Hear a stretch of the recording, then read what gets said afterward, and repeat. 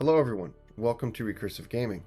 In this video today I'm going to be sharing with you my first recorded attempt at a speedrun, trying to finish the main quest within 120 days to unlock the next level of difficulty. I've done many speedrun attempts up to this point. This is my 7th or 8th attempt. I've tried a bunch of different characters, tried a lot of different strategies, and I think I've narrowed it down to something I think is going to work. Okay, so since I've got this strategy down and I think it's going to work, I decided to go ahead and start recording this one. So this is my first recorded speedrun for this game. I hope you guys enjoy it. Let's go ahead and get started.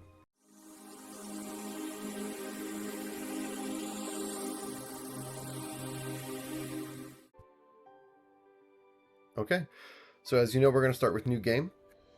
And for those of you who are curious, the reason I'm not recommending playing this game on hard or epic is because it increases the challenge level, sure, but you get nothing out of it. So as of yet, they have not included anything in the game that gives you more legacy points for beating the game on different difficulties. You don't seem to unlock anything. There might be Steam achievements, but so far I have not seen any benefits to the game itself unlocking new legacy rewards by completing it on the harder difficulties. So that's why I'm recommending playing it on normal, because these really do make the game a lot more difficult. Okay, so part of it is recruiting high-level troops and arcane creatures is somewhat limited. Troops are wounded at normal rates and will disband when all in a squad are knocked out. This does happen. Okay, so you have to be a lot more careful with your play. Over here, it says recruiting high-level troops and arcane creatures is severely limited, and by that they mean practically impossible. I played the game on epic and I never saw a high-level troop or arcane creature when recruiting. And then troops are wounded at greater rates. That's a great understatement.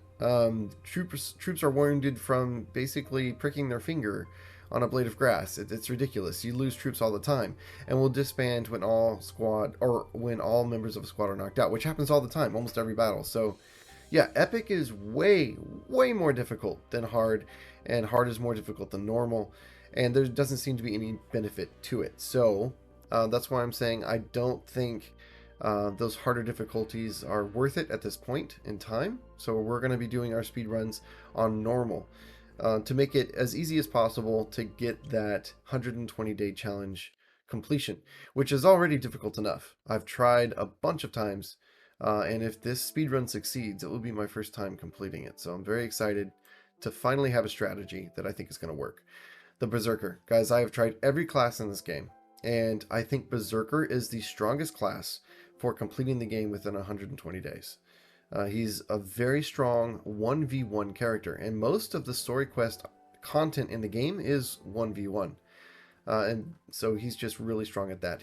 The only thing about Berserker is that he needs lifesteal. He needs leech. Okay, so your main priority for completing the main quest and being strong enough to complete the main quest within 120 days, because 120 days, by the way, is not long enough to max your character, to get max level and also best gear, and you don't have time to run a lot of dungeons. You don't have time to recruit a bunch of troops. Like, you're really trying to optimize your time as much as possible, so you can't really max your character. So the one RNG thing that I would say that makes this either really easy or extremely difficult is getting that leech. If you can find an item with leech on it, the Berserker becomes literally one of the strongest characters in the game, possibly the strongest.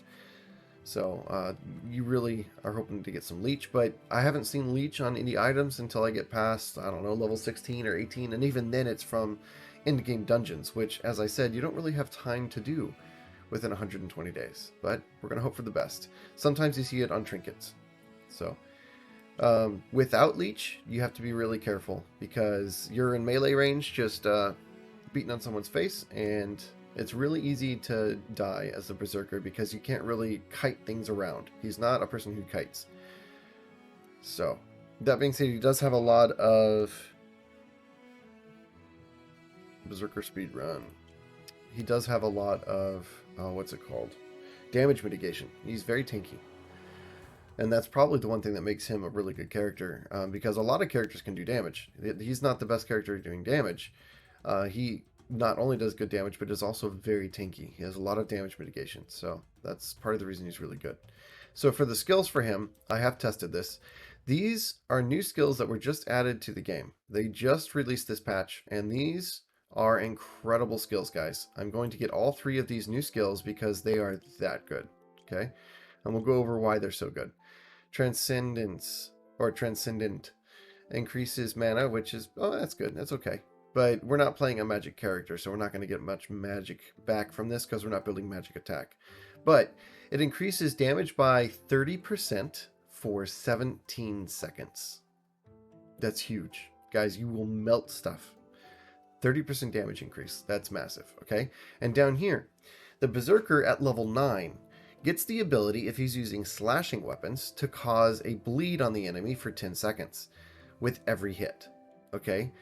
45% extra damage against targets that are bleeding is a massive damage modifier. So that plus Transcendent, he's doing 75% extra damage. That's huge. And Storm Shelter is 16% damage reduction against ranged attacks, which is excellent. Really, really powerful. So that is a downside with the Berserker. You can't kite, so you're going to be in melee range. You're going to be the target of the enemy archers, and there is the chance that they can destroy you really quickly. If you're going up against a group that is mainly ranged, you're just going to die really fast. So Storm Shelter should help keep you alive. 16% may not sound like much, but it is a decent amount. And that plus his normal damage mitigation should make this work. Okay, so those are excellent skills. Very good, especially if you can land bleeding or bind. And its bleeding is built into the Berserker's kit. So very good skill for him. And the items. I want stamina potions. I want strength potions. I want agility potions. And I want spirit potions. The reason I want all of these is because I want my HP to be high. I want my mana to be high. I don't care about the magic attack, but I do want my mana to be high, and this increases your mana by a lot. I want my attack speed to be high, so I'm increasing agility, and I want my strength to be high for the attack, and also so I can equip better weapons earlier than I might normally have been able to. So this is really, really useful. You're not spending a whole lot of points, but you're getting a lot out of it. Trust me, in the game, this actually helps you quite a bit. I'm getting the Wisdom Crystal. And then I'm coming here and I am maxing out my troop limit. I am actually taking nobody. Okay, now this is the biggest change to what I've been doing so far. I always take someone because it really helps in the early part of the game. But I've been finding I have an easier time recruiting. So once you learn how to get gifts early in the game, it becomes easy to recruit. Okay, because all you really need is a gift and you can instantly recruit somebody. So we're hoping for some good RNG to recruit some people. That being said, I kind of don't want to. 60% is good. Oh man, I'm having second thoughts. Okay, what to do, guys? There it is. That's what I was missing. Okay, so this is what I'm talking about. For each level of difficulty, +2 default hero level and +5 hero level cap. All default troop levels, level caps, and upgrade requirements +5. And then gear drop scales with difficulty, and +30% health for all enemies, and +20% bonus attack for all enemies. So, +5 hero level cap, so everyone can go to level 25. And everyone starts at level 3 minimum. Alright, so we're going to max troop limit. I'm not getting extra character limit here because I want this. Okay, so why am I getting the large resource box? Well, because it gives you 100 Jade. Jade is very difficult to get, and in my last speed run, I did run into a lack of Jade. I was having trouble upgrading all my units. I didn't have enough Jade to pull it off. So, that being said, Jade is very, very useful and worth getting. So we're going to max our troop limit, and we're going to get the difficulty. This is difficulty +1. It says there is no difficulty cap, right? So I'm hoping that this is not bugged. I'm hoping that when I finally do this speedrun successfully, I'm going to get difficulty +2. Really, really excited about that.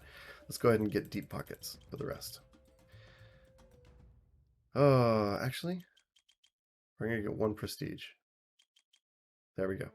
I think you get even more troop slots when you get prestige. All right. That'll do it. Let's do the run.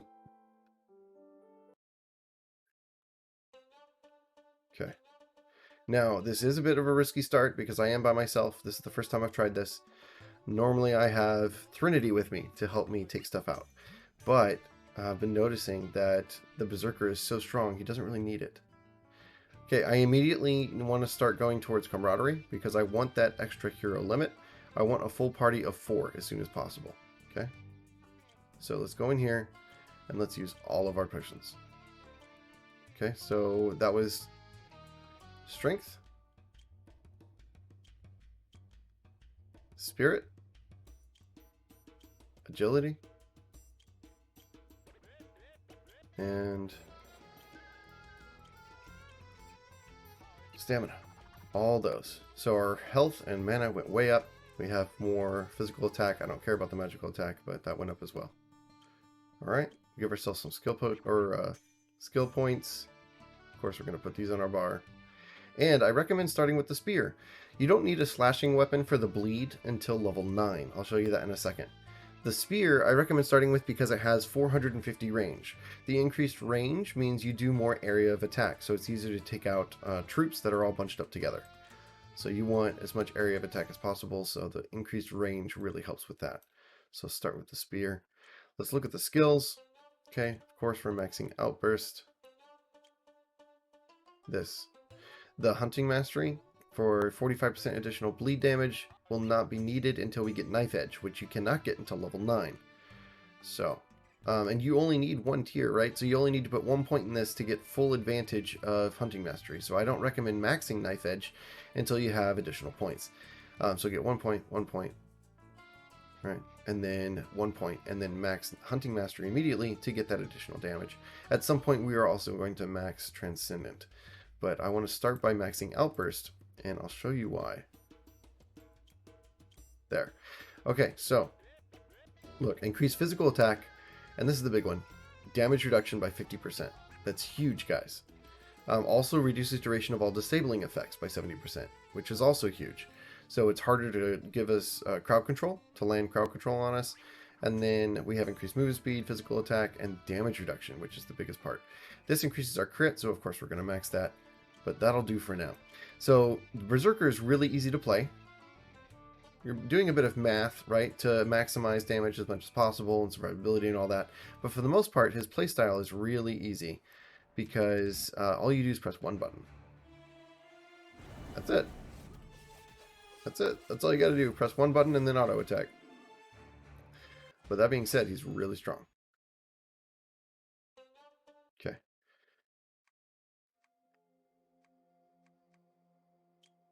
Sorry for all the clicking noises from the mouse. This game just requires a lot of clicking to get through all the text. It doesn't have an auto option or even a skip option. Okay, so we're going to go here. I do recommend starting with Redstone Valley. It's the smallest map, and it has a low-level stuff that's easily accessible, so you can get some early levels and then get some free troops and all that much faster. Okay.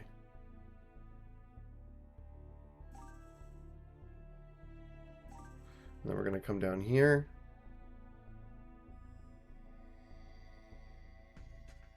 So I have 13,000 Utar, guys. I can afford to spend my Utar. And I say that because I'm going to be getting a mount. And I'm going to be getting a pet, I believe.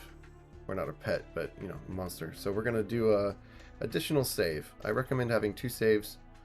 So we'll do a new save for this guy. Berserker speedrun. And then, there we go. We're going to do this. Pop it right away because you get the extra move speed. And look at the spear. See how it's attacking multiple people? And hitting further back? So the spear is really handy for clearing out groups.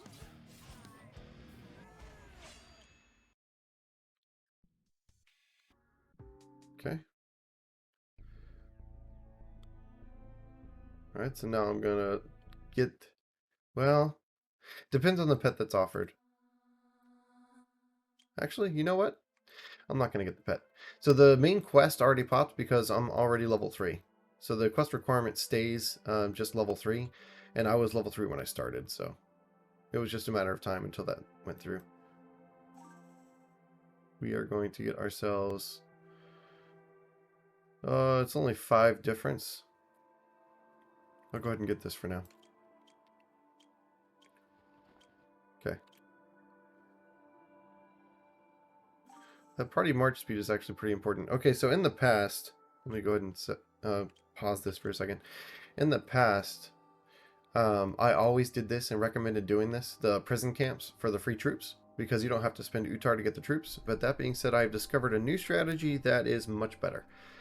You only get the minimum troop size from doing these prison camps. So you have to do at least 2 prison camps in order to combine them for a maxed troop size. However, if you recruit from towns, it only costs 150 Utar, or about that, 160 maybe, and you get a maxed troop size every single time. So we're going to quick save, and then we're going to do this. But yeah, you want to recruit from towns because you get maxed troop sizes. Look at this. It's just bonkers how good the Berserker is, guys. So strong. There are other characters that are really strong and have strong abilities. Like, for instance, I recently played a Sentinel. I played the Sentinel through, and the Sentinel is extremely strong. Her area of effect attacks are very, very good. The one where she drops the sword on the ground, big glowing sword, and then it damages a whole area for a while.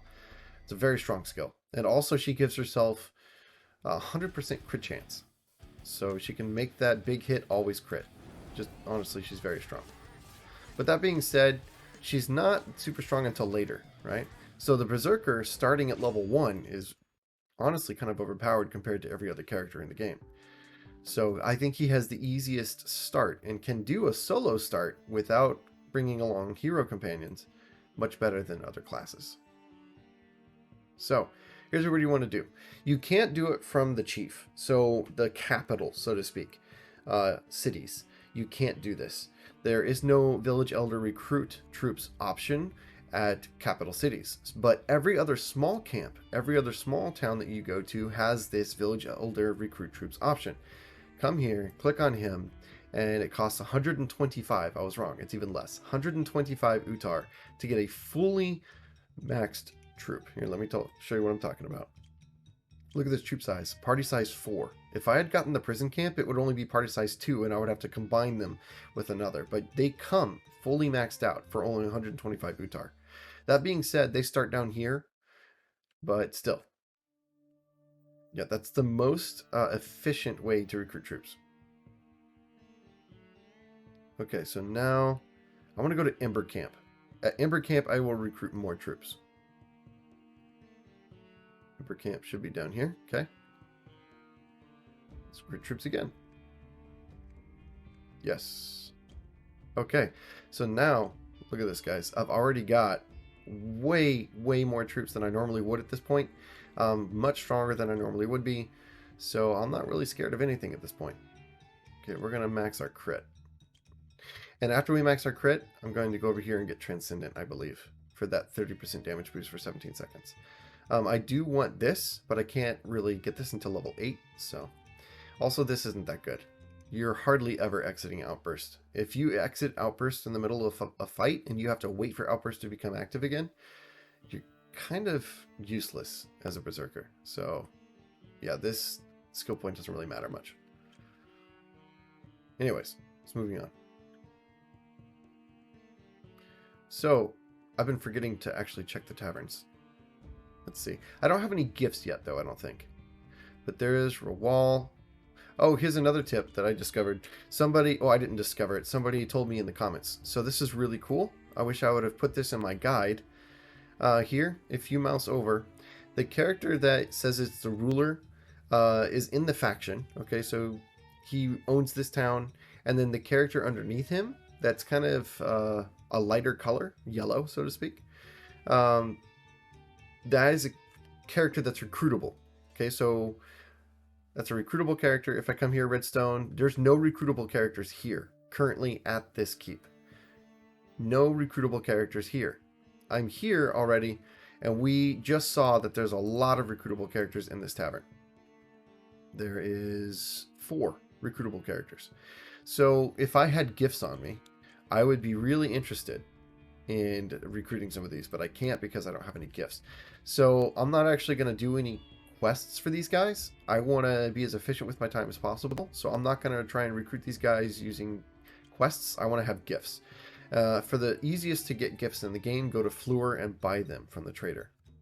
Okay, so let's go.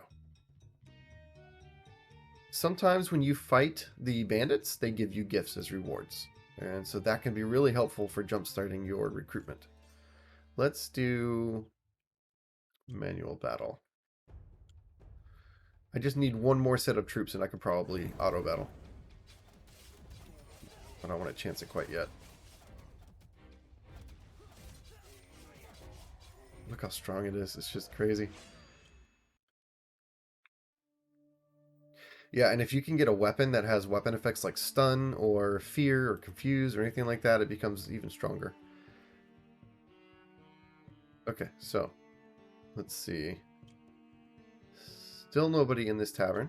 And look, I said you can't recruit. The village elder recruitment option is not an option because this is the capital town in this section of the map. So let's go to trade items. I do need specialty wolf teeth if I'm going to... Oh, man. You can only get 2. You need, I believe, 5 or 6 wolf teeth to get to recruit the Arborian, which is like the Treant in the Zagros Mountains. I'm gonna go ahead and also get stone and wood for improving troops later on. You start running into problems with upgrading your troops pretty quickly. All right. No, see, I give up a lot of my range if I don't use the spear. He's not terrible at range. He's not terrible at all. Oh man, what to do? This is pretty nice. Plus it has bleed and bleed damage on it. Very tempting. Very tempting to get this. I think I will. Look at that physical attack, guys. So it has less range, but double the physical attack. Bleed doesn't really help me, though, unfortunately. Until I am... well, whatever. We'll go ahead and get it. We'll try it out. Okay. Here we go. Let's try it out. And let's keep moving. I want to... don't forget to talk to the Wandering Painter. And actually, we're going to pick up that other quest. I almost forgot about that quest. That's who's new. He's the chief or the captain here. Alright. Pick up all these quests, and then come here to the Wandering Painter. Always do the Wandering Painter. I have found 4 Wandering Painters in this game. 1 in Redstone, 1 in Zagros Mountains, 1 in Twin Luna Valley, and 1 in the desert. Oh, no, not Zagros Mountains. Twin Luna Valley, the desert, Redstone, and Crying Rock, actually. So you get that nice experience, and a lot of the time it levels you up. So look at that. Already level 5. I'll go ahead and max out my crit. And working on more party spots. And then I think we're strong enough. We still don't have that extra troop, so I'm going to manual this. I'm going to get another troop at the camp coming up. I'm heading towards Fleur, by the way. So my goal is to get to Fleur and buy some gifts and then recruit some nice heroes. So if Olaf has not been taken, I actually want to recruit Olaf because Olaf is one of the strongest heroes in the game. One of the best. He's actually so strong that he's got his own storyline. As you increase your affinity with him, you can access his story. This is Olaf right here. He's very, very, very good. If you can ever recruit him, I definitely recommend it. I don't have any gifts still, I don't think. Nope. So hopefully he'll still be available when I come back around. Let's see. He does not have wolf teeth. Okay, so we're going to get more wood and ironstone. And we're going to recruit while we're here. Get some more troops. Wish I could have gotten that. Okay. Yes, please come with me. Alright, and now we are strong enough to auto a lot of stuff. We have way more troops than we normally would at this level. 4 and 4 is 12. 3, 15 troops. We're going to fight everything we see. These guys give gifts sometimes, like I said, so totally worth the time. 16 troops, I was wrong. I wasn't including myself, I guess. Okay, no gifts from them. We're going to go down here. That's another talent shard. You definitely want talent shards. Every talent shard you can get. Okay, got nothing from those guys. Okay, so we're headed to Fleur. We want those gifts.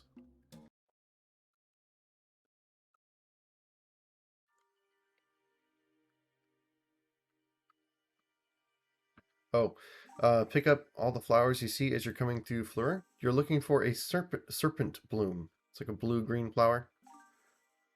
You're looking for a serpent bloom because you need 1 serpent bloom and I believe 5 specialty wolf teeth in order to recruit the Arborian. Okay, so using that hammer, I can see the bleed landing. And he's attacking for a lot more damage. Not as much range, but he's hitting a lot harder, so worth, right? Oh, I forgot another tip. Yeah, this isn't it. But I want food. Okay, so I'm going to quick save just in case this is too difficult. I believe I get food as a reward for this, so that makes it worth it because, yeah, you don't want to run out of food. Oh, wow, look at that damage, guys. Yeah, I don't think I've been able to do this on any other character. I'm soloing this game right now without any hero companions.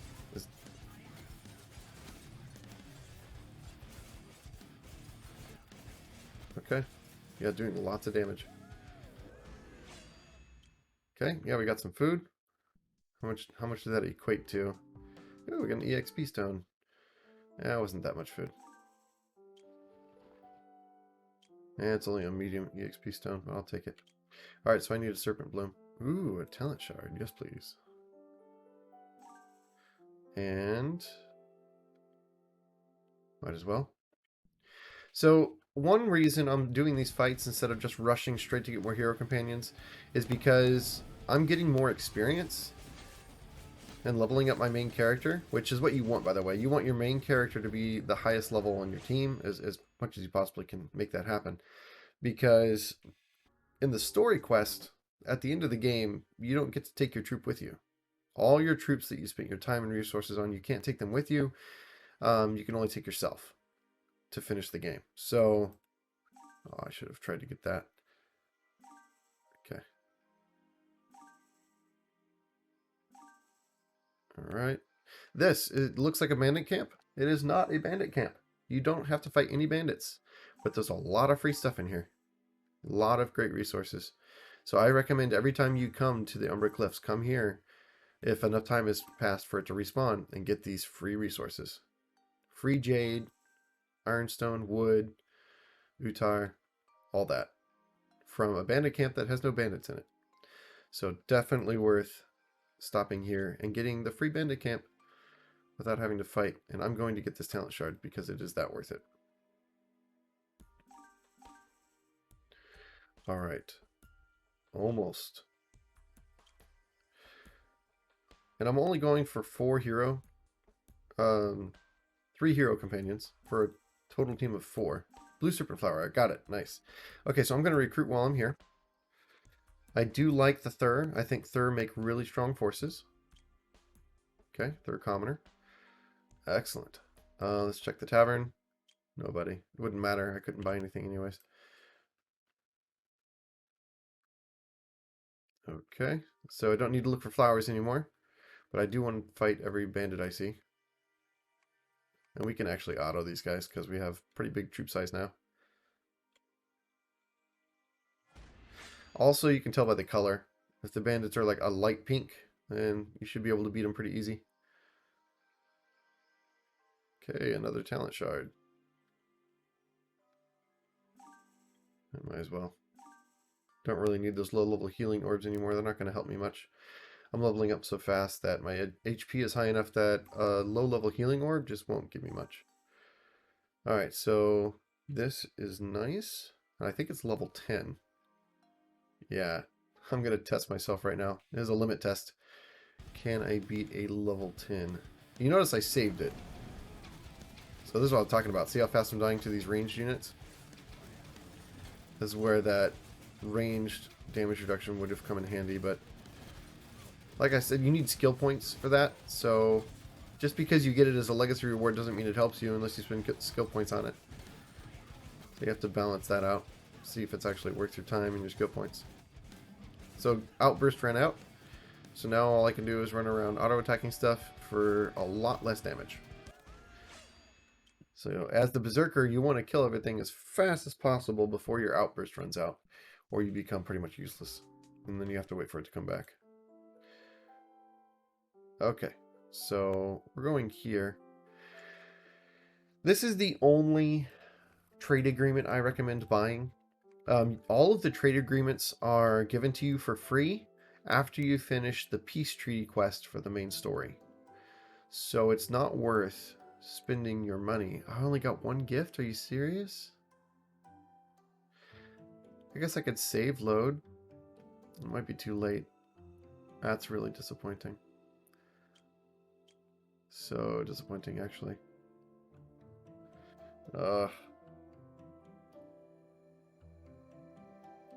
Level 6 staff. If I had Trinity, I'd give it to her. That's what I'm used to having, but no Trinity. I definitely need food, and I've got lots of gold, so or Utar, so I might as well get the food. That's a trinket that'd be nice to have. Movement speed and evade. Man, I'm so disappointed that's the only gift. Okay. Anyways, let's see who's here. Lotus Kabir is not terrible, but I don't think she's great either. Let's just quickly start a conversation with all of them. You don't have to actually talk to them. All you have to do is just click on them, and then we can check our intel. Okay, so let's see. Who do I want in my 4-person team? He's got a spear. He's got a nice group shield. A self-heal. Not really into this. Heavy armor and mechana units. Nah, doesn't seem that that's very good. Overall, he's okay. She's got a harp. She's a harp user. That's usually good. Yes, okay, so she is a healer. It's good to have. I think Lotus Kabir is also a healer, though. But she does a wooden wand. Okay. Summoned units. This doesn't really help anybody. She removes... Okay, so she restores health and she removes status effects. That's not bad at all. Yeah, I've seen her before. I don't like her. So I want Olaf. I definitely want Olaf, but I don't have gifts. So, I mean, I've only got the one gift, so I can't necessarily get him. He might get recruited by the time I catch up to him. He also spent his skill points badly. That's a bad choice of skills for him. He's got much better options. Okay, so this. Poison.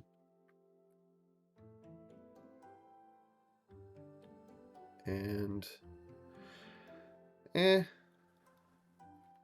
not the best. So... Lotus Kabir is probably the best choice. Her and... Ekanazar or whatever. Let's see who will take the gift. I've only got the one gift, so... let's see who will take it. Come here, Lotus. Will you take... Yes! She will take the rose, so we can recruit her for our team. Excellent. Okay, I think I have any other gifts. I'm gonna equip that. No other gifts. Unfortunate. So sad. Alright, so... I guess we will come back to Fleur at a later time. Let's go do the main quest.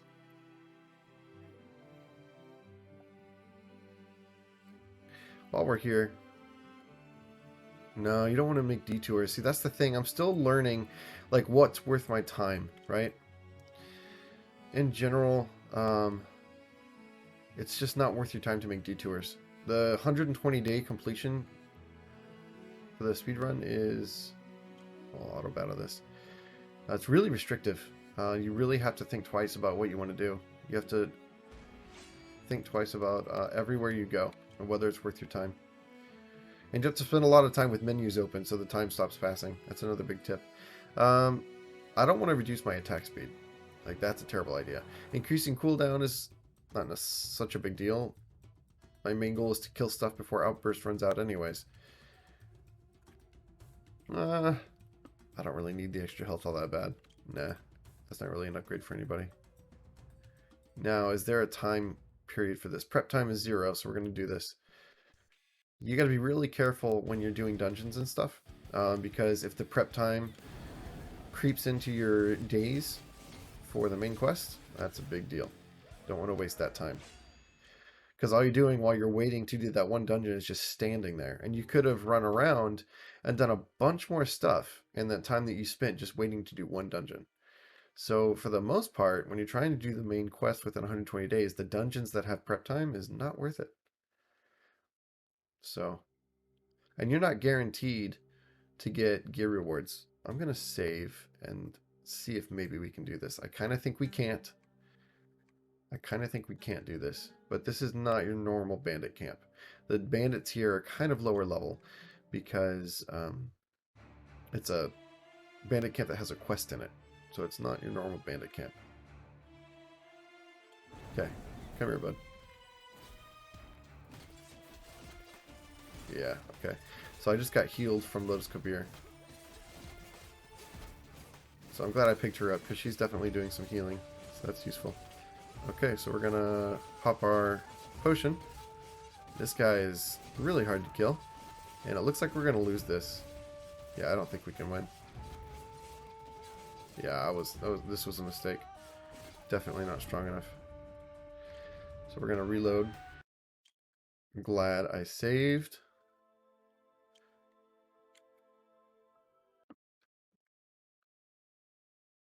Okay, let's keep going.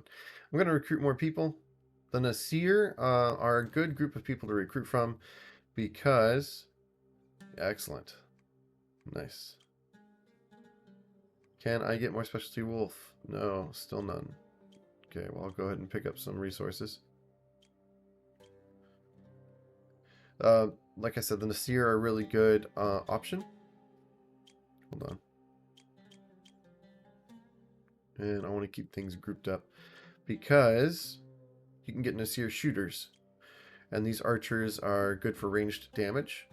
The Nasir Crow infantry are pretty good because they have this shield.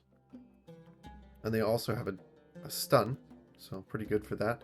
They have disable status effects reduction by 30%. And Crow's armor increases their physical defense. So pretty good units. Then the Nasir's best unit is the Nasir Apothecary. Some of the best troop healers in the game.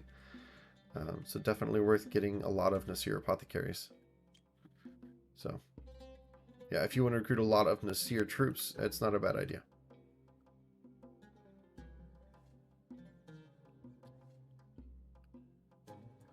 Okay, so we're going to try and get those specialty wolf teeth. I only need 4 more, I believe. Yeah, because I've got 2, so that makes 6 total. Alright, nothing else I can do here. I don't have any gifts, like I said.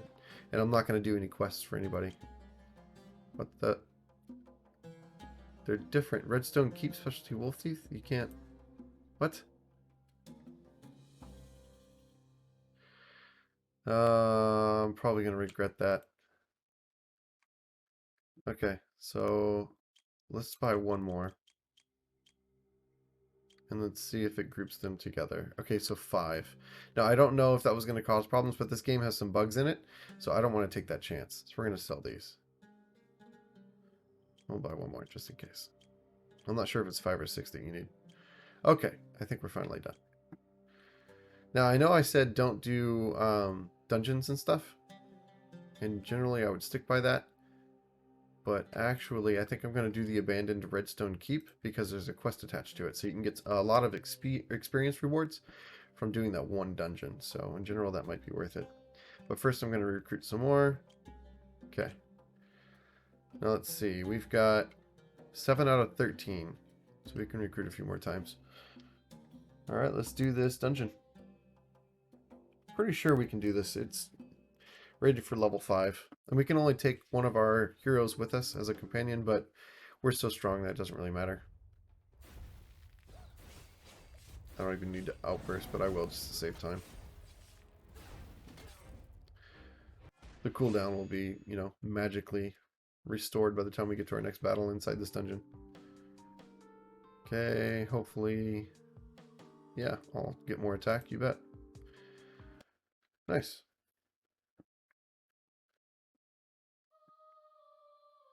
Okay. And that's part of the quest. That's one additional quest. Here we go.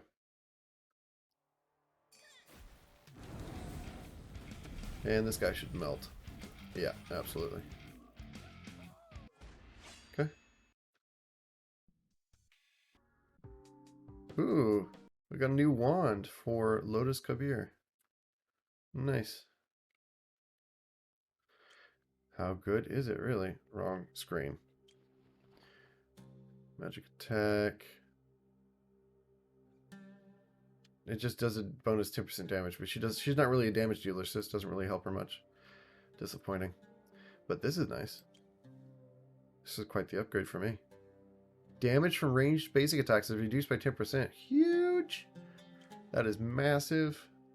Very helpful. And this? She doesn't need the crit, so I'll go ahead and give her that for a little bit of extra health. Okay, let's go complete these quests. Okay, nice. See, we got the experience. And down here is the big one. Click I understand. You get a jade for doing that. You get the experience and the Utar. Okay, do we... Yes, we have a skill point. Alright, so we have 2 skill points, but until level 8, which is next level, we can't get this. That being said, I can't actually see how many skill points go into this. Oh, level 1. Okay, so you can only put 1 skill point into this, so this only requires 2 skill points. And then this is level 12. So next level... So I can spend 1 skill point on this, is what I'm trying to say. Level 9. Okay, so this is level 8, but this is level 9. So I need to look for a slashing weapon. And I need to save my skill points, because I want to get both of these. And then I want to go all the way down here to unlock Knife Edge with the slashing weapon. So that way I can get Hunting Mastery sooner. Whatever. Okay. But yeah, we definitely want to save our skill points for that. Silent Tempest, not a bad choice. Blazing Missile and Radiant Totem, which we can't get yet because she needs to be level 4. She did not waste her skill points, which is good. We can also get Burning Vial. Might as well upgrade these guys. They are fully combined already. And we have lots of Utar, so might as well. Okay. Yeah, and I guess that's it for now. So one of the things I'm really looking forward to in Crying Rock is the Wandering Painter. But actually, we're not going to the Wandering Painter. I forgot. Oh, man. See, I wasted some time there. I've already wasted time twice, I believe, by backtracking. That's probably at least half a day spent just running around.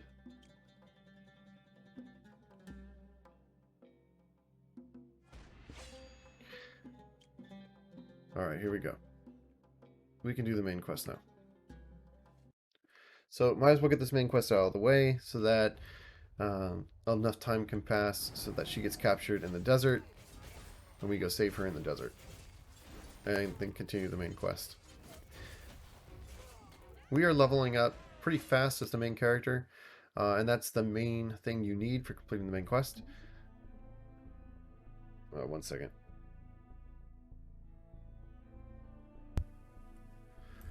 There we go. Had to turn Alexa's volume down so that way she stops bothering me.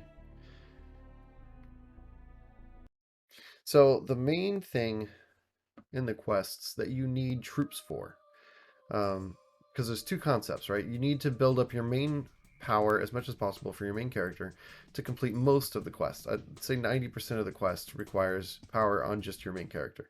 The reason you need to build up your troops and have some hero companions and whatnot is because there are portions of the main story quest that require you to fight as a group against other troops, such as the invading Ifrit armies. When the Ifrit armies invade the map and you have to track them down and destroy them, you do that with all your troops and stuff. So, he's blocking a lot. Now, see how easy this is? So crazy. Berserker's very strong. So for those two portions of the main quest in particular, you need a decent amount of troops that are upgraded and some hero companions to help you and stuff like that. So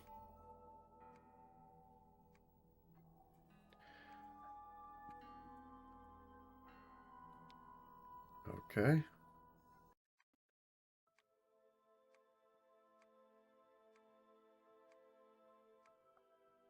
Sorry about all the clicking.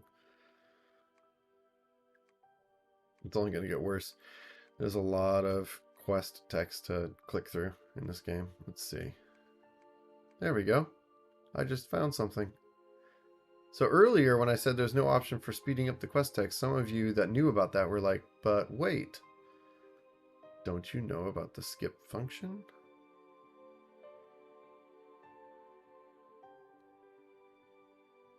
Okay. Yes, I am ready to leave. So I already have 113 Jade. At this point in the game, that's actually really, really huge. Okay, that was weird. So let's go recruit even more troops.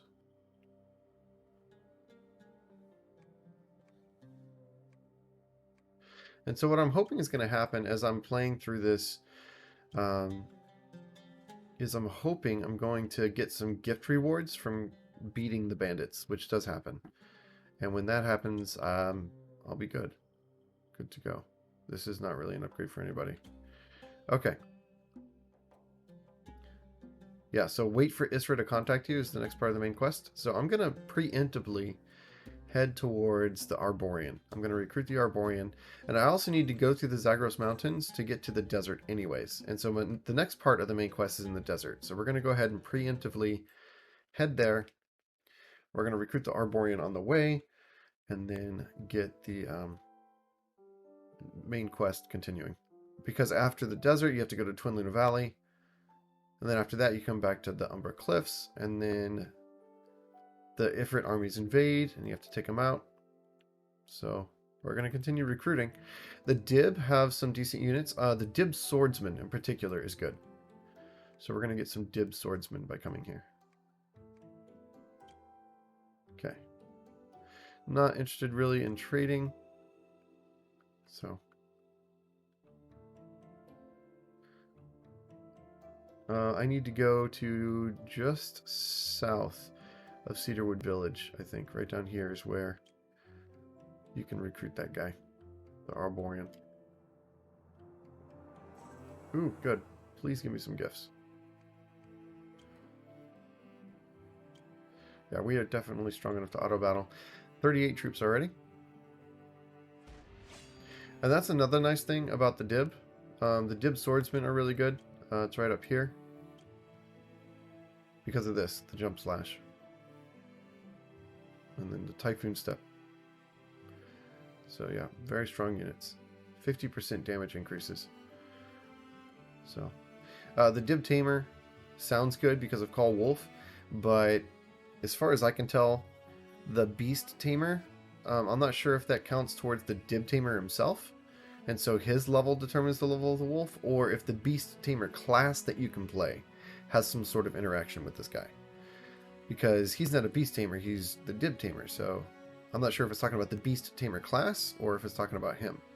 But either way, Just summoning a bunch of wolves, I think, is not quite as strong as the Dib Swordsman, so we're going to go for that. The Dib Hunter is also a good choice with the Snow Arrow, which freezes targets for 3 seconds. So he also draws a two-handed sword, so he doesn't just continue to shoot arrows, he can also use a sword. So if you're lacking for ranged damage, then the Dib Monster Hunter is not a bad idea. But that's the Dib. Oh, what I meant to say was the Dib give you 5 party size. So when you recruit from the towns, they're pre-maxed at party size 5, which is better than the Nasir Militia at only 4. And also the Thur at only 4. Like I said, we're going to keep things lined up properly. Okay, let's go. No prep time, so we're going to go ahead and do it. These are useful to do because it increases your experience. Okay.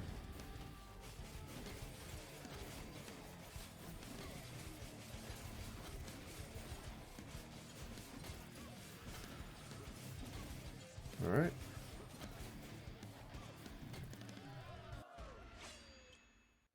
Definitely the experience.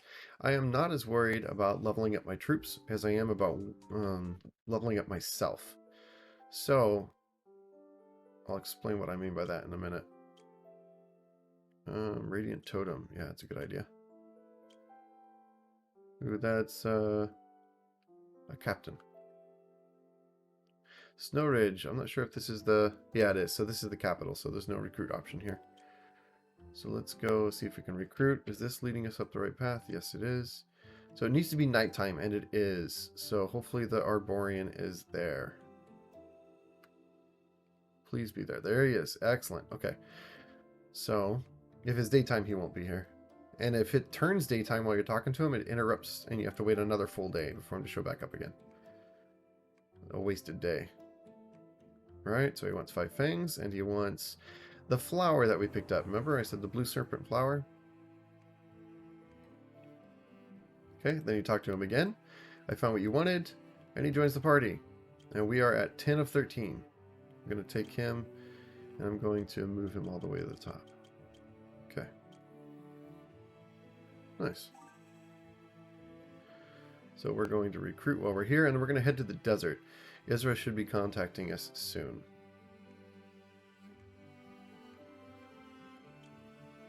Okay, we got more Dib herders. What's left to do here? I could explore. I can recruit from Kabui Keep. Might as well.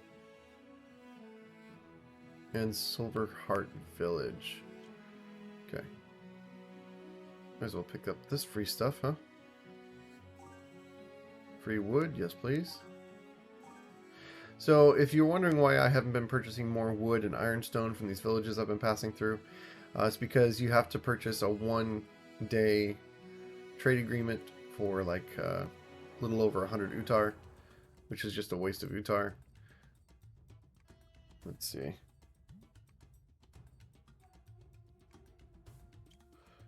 We should only have a couple spots left. Oh, okay, so we're going to stop for now.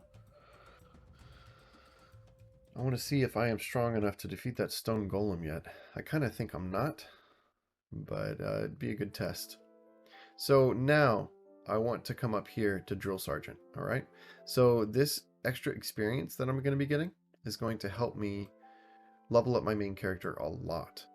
And you need that experience. So every time you fight, you get more experience, and that's totally very helpful. All right. Here, we're going to head towards the desert. I'm not interested in the prison camps because, like I said, you have to do 2 prison camps and then combine them. Or you can just recruit from a town for a very little amount of Utar and get them already pre-combined. So it doesn't make much sense to do prison camps if you're trying to be efficient with your time. We're going to auto-battle this. We've got 3 units of Dib herders. That's nice. I got another blue serpent flower, but I don't need any anymore, so not a big deal. I don't know why Isra's taking so long to contact me. I never paid attention to how many days it takes before.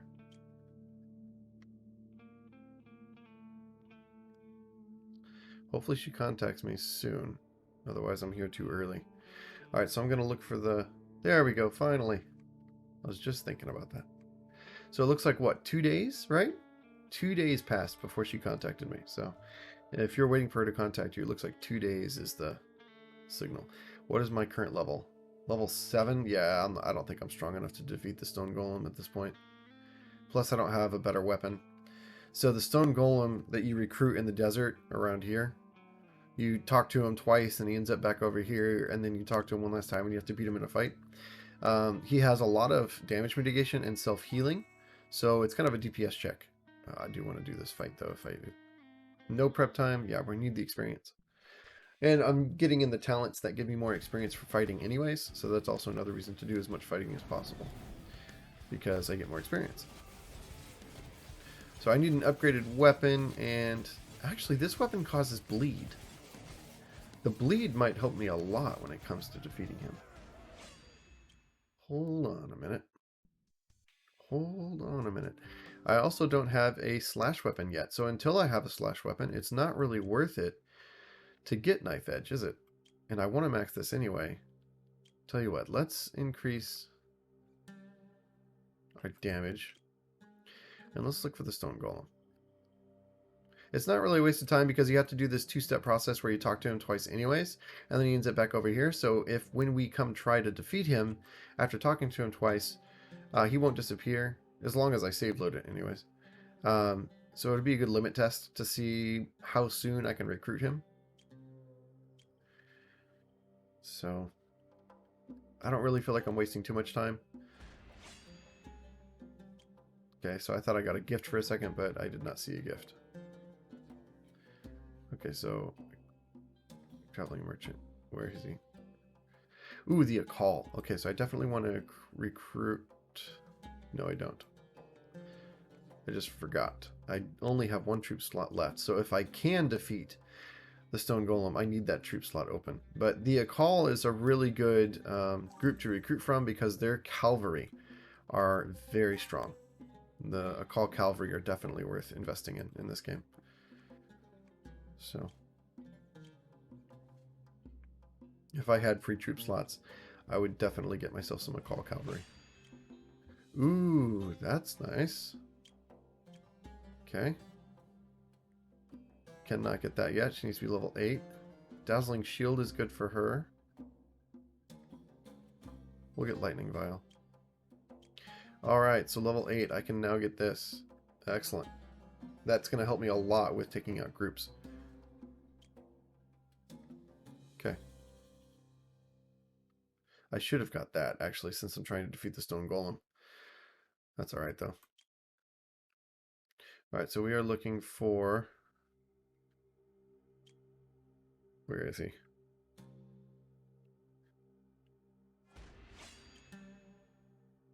Oh, I'm a bit lost. Alright. Experience. Give me all the experience.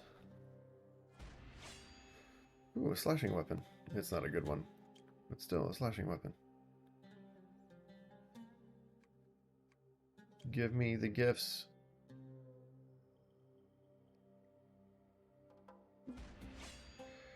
How good is this? This is actually not bad at all. Magic attack might be usable. She might have enough strength.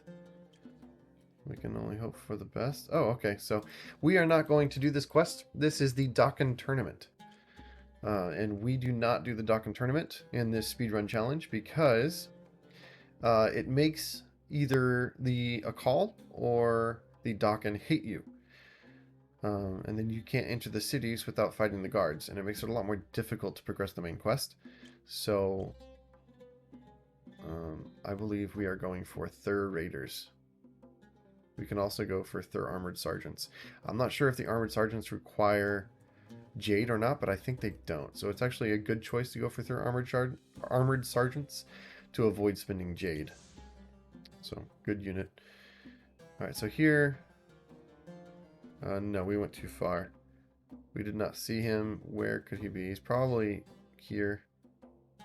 He might even be a little bit further north, but we're going to head south. Okay. Mr. Stone Golem. We're going to go back and fight this beast. You get food as rewards for fighting beasts. So that's really useful. And I lost a lot of troops there. Don't worry, they regenerate. So we got some food. Nice. What? 5 rotten supplies were discarded. I went down to 64 food. Just like that. Oh, that sucks. Okay. There's the stone golem. The first time you talk to him, you also get a talent shard.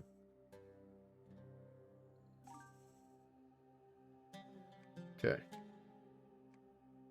And then he runs away. Okay. We got a rose. You need 3 roses for an easy quest for really fast experience here at the Bactrian camp.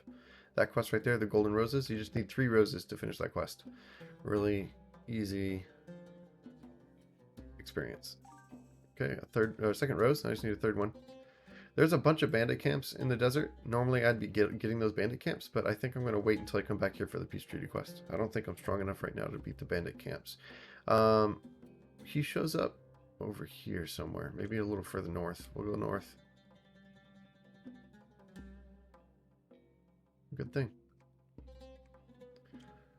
Please give me some gifts. I have not gotten luck with any gifts in this run so far. I had a lot more luck in the last run with gifts. Ooh, I forgot to check her strength. That was right. Okay. Sort inventory. This is health regen. And nearby allies. Maybe she'll give me more evade when we're in group together. This, she's not strong enough to use. So unfortunately she can't use any of these. Her strength is only at 10. No upgrades for her. Sad face. Okay, so let's look for the... Oh, here he is. Okay, so I'm pretty sure we can't beat him, but I'm going to give it a try. It's a limit test to see how close we are to being able to recruit him. Okay, so save. And then talk. I might have had better luck if I had gotten that skill point. Do that. Alright, so we're buffed. Let's see how much damage you do. Wow. This might actually be possible. Guys, I am amazed right now. Outburst is going to run out, unfortunately. And when Outburst runs out, we're going to have a hard time. And I'll just run around until Outburst comes back up. See?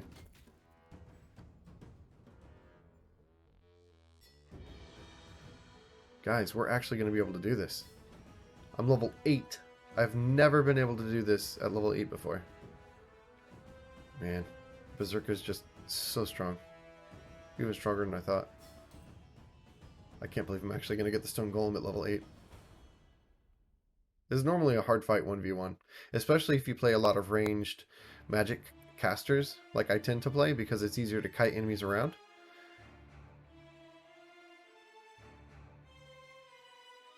And their DPS is just not high enough.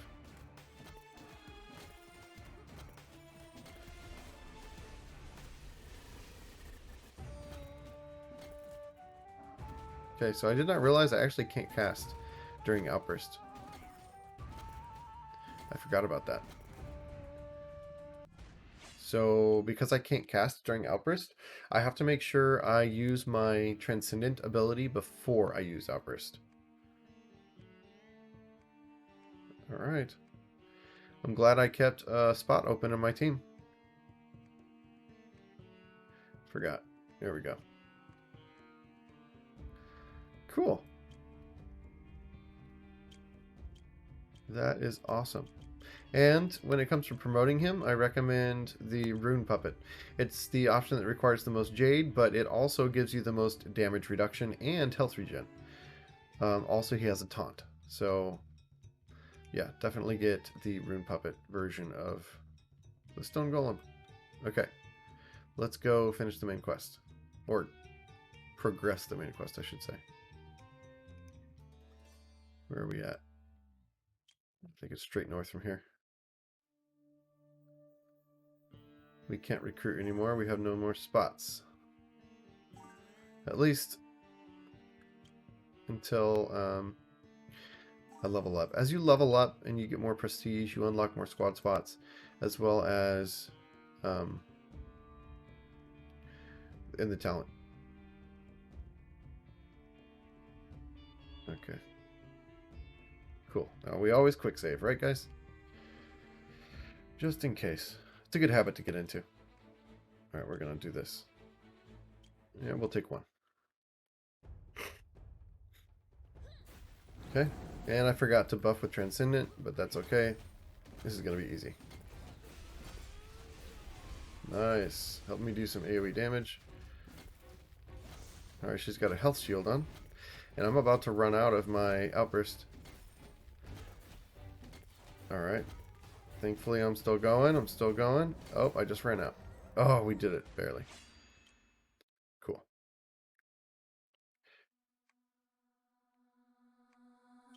So you have to click it every time. Yeah, so just keep your mouse here, I guess. Okay, and now we find Isra in the Twin Luna Valley, so we're going to head over there. And I missed the Wandering Painter. I think the Wandering Painter is either in the Camel Bell Bazaar or in the Sago Camp. Unfortunately, I'll have to get the Wandering Painter when I come back for the Peace Treaty quest. I don't want to divert down there and waste those days. So we're going to go to the Twin Luna Valley before we get the Wandering Painter from here. But we can get the Wandering Painter in Twin Luna Valley because I'm thinking about it. I might be strong enough now. Look at all these troops I've got, guys. And if I upgrade these, I'll have an even better chance. So I might be strong enough. I'm going to quick save, and we're going to hope for the best. This is going to be a heavily guarded one. This is level 15, elite heavy cavalry. So this is one of the more difficult bandit camps to conquer. Harder than the first one I tried. So I got to remember Transcendent first. Alright, so another thing to do is have everyone follow you by pressing F1, F3. When you press F1, F3, it has everyone follow you. By pressing F1, F1, it has everyone attack. Okay, so there we go. I was pressing 1 and 2 instead of W and Q. Okay, so by using Transcendent first, I increase my damage by 10%. For a little while. And this is what I was talking about. No! No! Oh, I died. I don't think I respawned in a bandit camp. Yeah. If I had stayed alive, I might have had a chance, but look at my troops, guys. My troops are dying too fast. Look at all those archers. They just destroy my units. And I don't have leech yet, so I can't keep myself alive by attacking. I also didn't stay near her, so I didn't get heals. Alright, well, we know. Limit testing, right? Not quite strong enough. We will have to get those bandit camps when we come back around for the Peace Treaty quest. Hopefully our troops are strong enough, and we should probably recruit at least one more, preferably 2 more hero companions by the time we have to fight the Ifrit troops, but have not gotten lucky with gifts. Look at this, guys. No gifts. Oh, no, never mind. We've got a couple now. We got a squirrel doll, and that's it. We got 1 gift. Yeah, that's not a gift. No, so we only got 1 gift, squirrel doll. So we have to hope that whatever heroes we run into that we like actually accept that gift, because we haven't had much luck with gifts. So yeah, it's kind of bad RNG this run as far as gifts are concerned and hero companions. But like I said, I'm trying a new strategy and it's working out so far.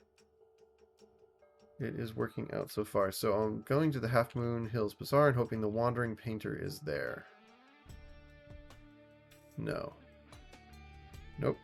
Alright, then I'm going to move over to the Ogre Village, move to Rock, and then I'm going to move to Ivory and then Northport. And then she's up here.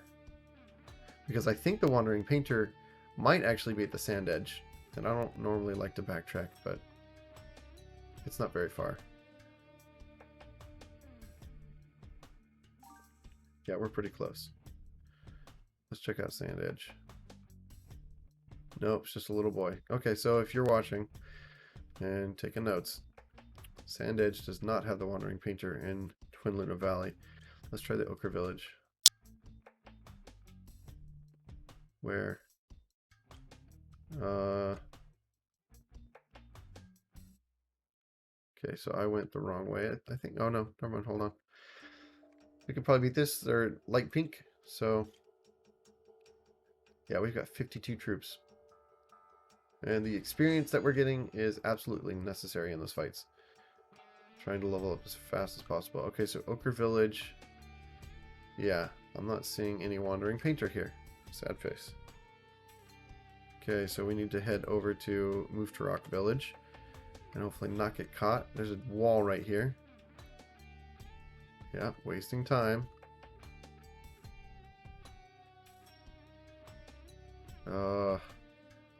There we go. Can't recruit, but I don't know why I did that anyways. We're looking for a wandering painter. No wandering painter. Ivory Village. What's next? Is this the best way to go? Yes.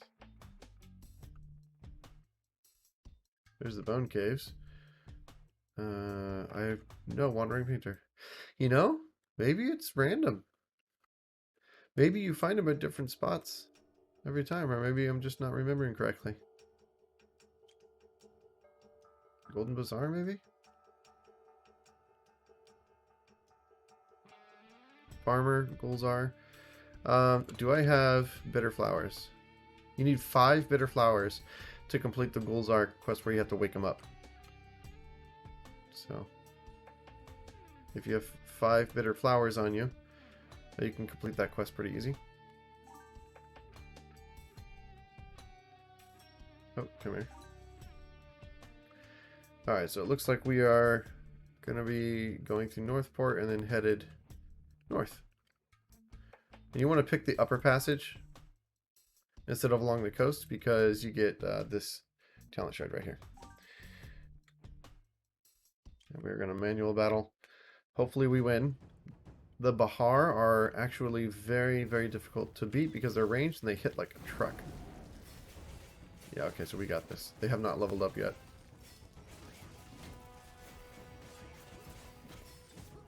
Okay, we got it. I need a really good slashing weapon. I can start working on the bleed skill points now. So, and I need ooh, I'm about to run out of food, guys. Please give me food. I've only got 11 food. 21 food. It's terrible. I'm really cutting it pretty close here. You don't want to be low on food. Okay, so we're going to do this main quest. I cannot forget to get food the next chance I get.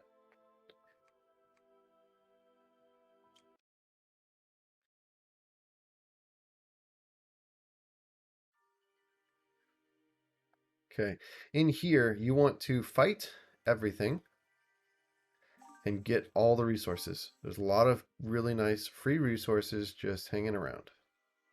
Definitely go around and explore and get all the free resources. So, definitely worth your time. Talents. Yeah, definitely want more experience.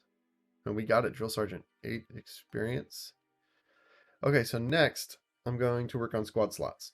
And I'm going to get training and Drill Master first. Because I want to increase the levels of my troops so that if they hit max level, then I get more experience when we fight. Right now I'm sharing the experience. Everybody's sharing the experience in these battles. So, okay, nice. Oh, good. So you can't auto attack when that's going on. So what you want to do is you want to just run. Make sure you're clicking on the ground and not on somebody, otherwise you won't move. But you want to click on the ground and then run around and hit as many people as you can during those battles. Okay. So I think for some of these beast battles, we might get some food as reward. I'm up to 48 now, so yeah, definitely worth. But against these lizard men, don't auto battle. You will lose the auto battle.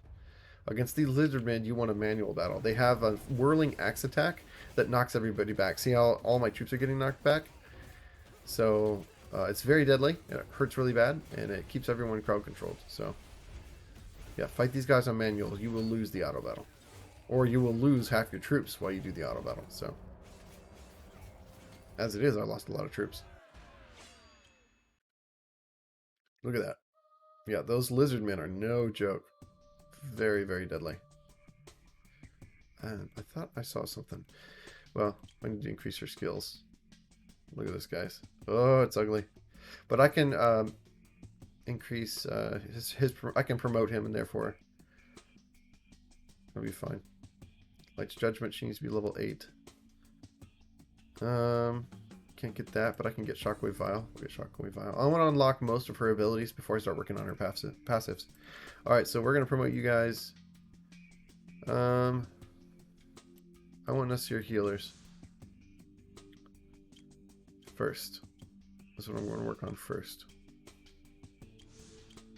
Partly why I got the box that gave me the Jade, so I could afford everyone's upgrades without having to worry about it. That Jade's going to come in handy. Get me some really nice troops sooner than normal. Alright, I'm going to save because I'm low on troops, so this might be difficult.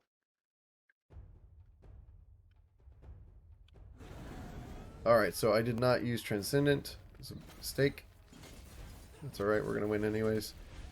But I can't forget that because that's 30% extra damage when I finish putting my skill points into it. Definitely don't want to forget that.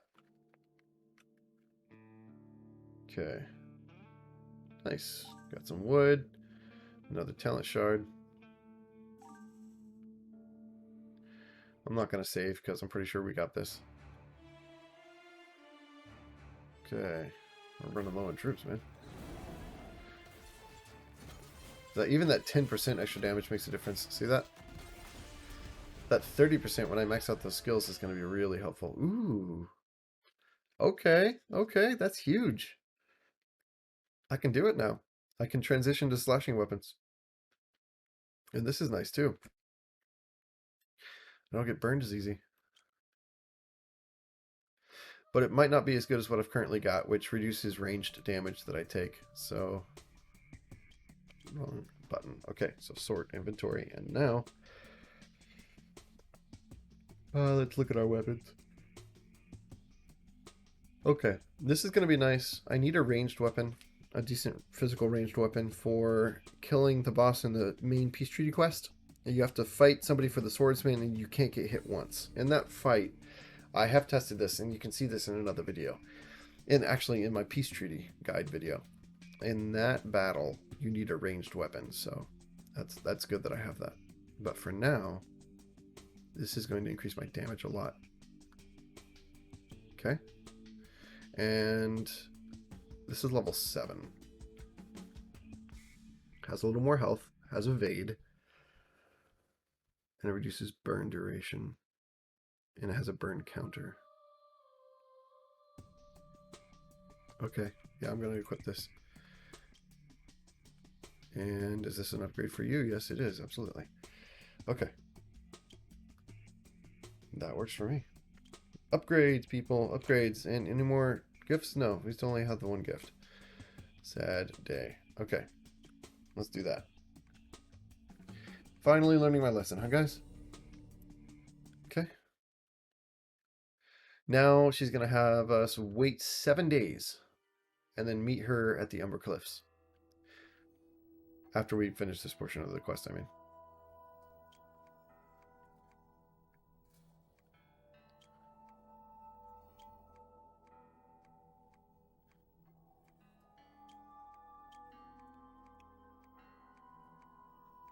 Okay.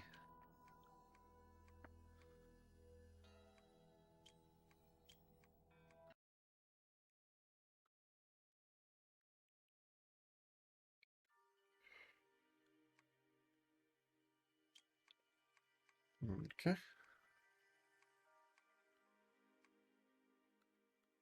All right, let's go.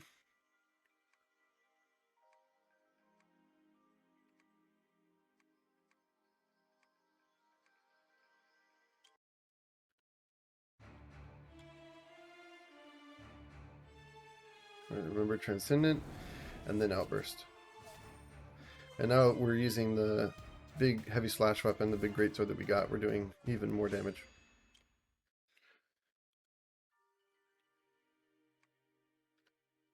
Okay.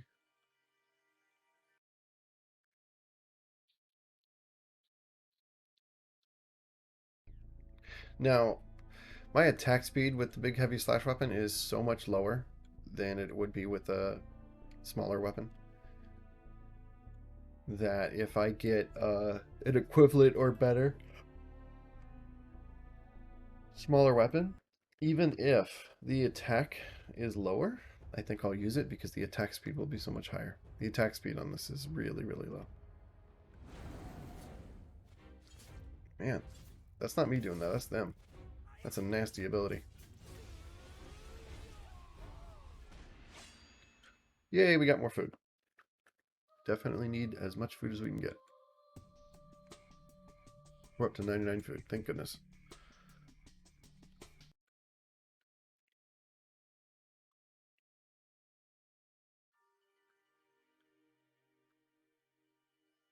Now that I think about it, it was those apples that spoiled, wasn't it? I bought those apples, and they probably don't last very long, now that I think about it. So it was probably those apples spoiling that in the desert when I lost all my food. It's probably that. That's probably what happened. Oh, nice. Good area damage, too, from the big heavy slash weapon, so that's nice. Got it.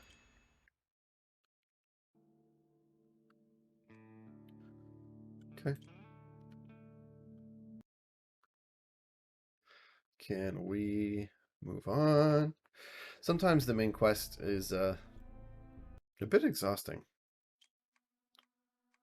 There's just a lot of quest boxes to read, or text boxes to read.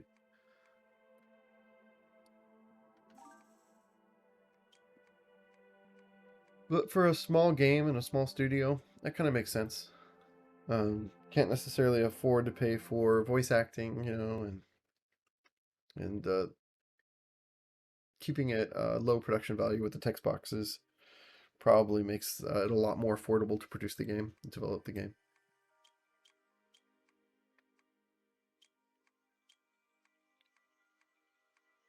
At least I'm not having to click all the time now that I figured this out. So this is nice.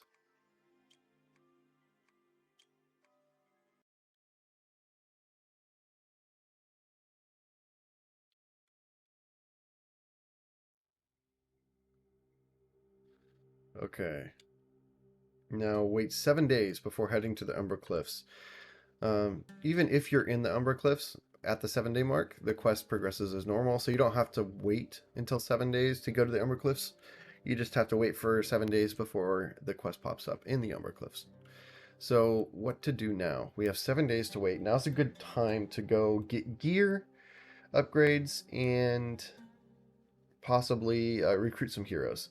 So I need gifts to recruit heroes, and the only place you can buy gifts is in Fleur, which is in the Umber Cliffs. So what I'm going to do is I'm going to go do the Bone Caves and the Agadir Caves. I'm going to do these dungeons. The Bone Caves might be too high level, we'll see. And then I'm going to head down south through Crying Rock. I'm going to hit the Wandering Painter, and I'm going to do a dungeon there as well. And then I'll head through Redstone. Really no dungeons there worth doing unless I do the Pahoi Hoi Lava Void, but that might be too difficult for my level. That's level 17 before I was on difficulty +1. So even now, it's probably I should be level probably 18 or so before I even try that. But we'll see. But that's the current plan. So that's how we're going to spend the next 7 days in the game. Let's go try and do this quest right there. But this one, I do need resources, and I don't think there's any prep time for it. And it's free experience. So please, give me experience.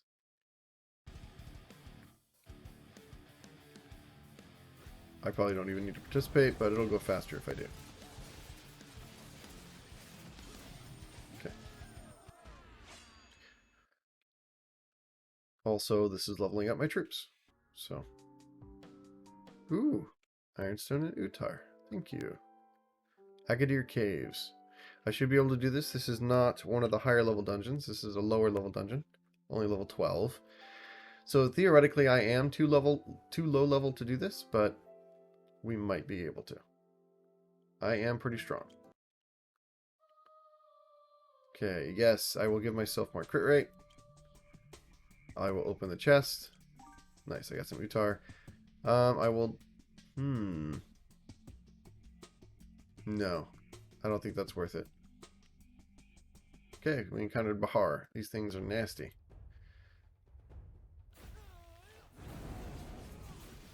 Oh, look at the damage I'm taking. Thank goodness I've got Kabir with me, healing me. Okay.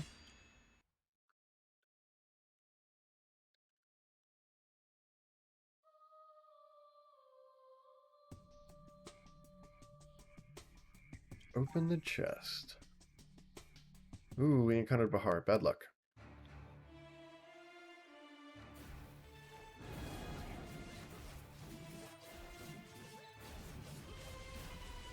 Okay, good luck. That was nice. We got more food. And last one here. Nice, I got a white rose potion. It's kind of rare. This is kind of a bug. Okay, here we go. I'm going to save on the second save spot here. Because this is right outside the cave. But I'm going to overwrite this one. Okay. So I have 25% extra crit. Let's see how good that looks in here. Yeah, okay, so it is helping. Look at that. That was some damage, guys. Nice.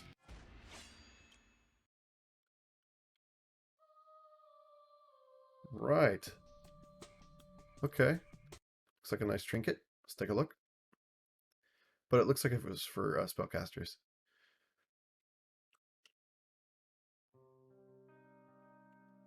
Alright, so... yeah. Attack speed, health regen, and disabling effect duration reduced by another 30%. I'm at 70% in upper, so I have 100% disabling effect duration reduction. Theoretically, if that's how that works. Plus a little more attack speed and health regen. Very nice. Thank you very much. And I'm not going to replace her with this one. I'm going to keep her at that because I think it affects my 10% evade. It gives me 10% evasion, so I'm going to keep that the way it is. Man, that was great. Okay, so I need to sell some of this extra stuff the next time we are in a town that we can sell stuff to. So that was the Agadir Caves. That worked out really well. Now I want to go to the Bone Caves. Let's circle on around. We can actually fight here for some experience. No prep time.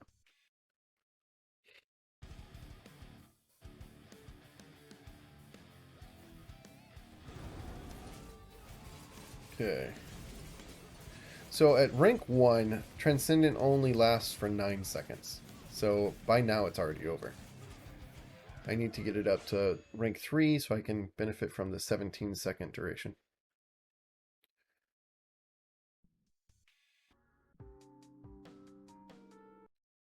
Alright, now I can get more squad. Have I leveled up enough? Yes, so I have 2 more squad whatever. So I can either get some Akal, right? I can get more Thur. But I think I'm done with Dib, and I think I'm done with Nasir for now. Yeah, that's lots of Asir. So I'll get some Thur and some Akal, I think. So I'm going to save those last 2 spots for a little bit. Ooh, skill points. She's not level 8 yet. Not level 9 yet. What to get, guys? I think I'm going to get Dazzling Shield. Oh, I can't. Level 10. So we're going to get Blazing Missile. Blazing Missile is worth maxing because it reduces hit chance of the enemy that it hits. So it goes up to 60% at level 3. So Blazing Missile is worth maxing, and so is Radiant Totem because it increases damage of people who get affected by 25%. So we're going to max Radiant Totem as well for her. Alright, so I'm level 9, so now I could get Knife Edge. And I'm using a slashing weapon, so I might as well. This is level 12, so I can wait on that. What do I do, guys? Do I go down here towards Knife Edge? Because I want to max Transcendent, and I want to get that. And so this is 2 more skill points, and this is 1 skill point. So that's... looks like my skill points at level 12 are all taken up. So I'm going to be level 15 or 16 before I ever start getting this and benefiting from that bleed. But, so I'm going to get 1 more level of Transcendent for now.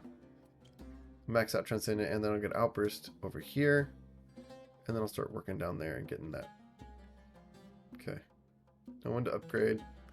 They're regenerating slowly. As time passes, you automatically... Did I already get that? Yes, I did. Let's do the Bone Caves. Or try. Level 16, guys. I don't know about this one.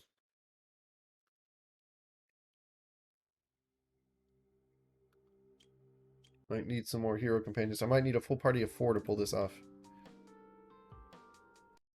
Okay, we encountered some poison lizards right away. Kind of bad luck there. What you're hoping for is to get lots of buffs. Nice.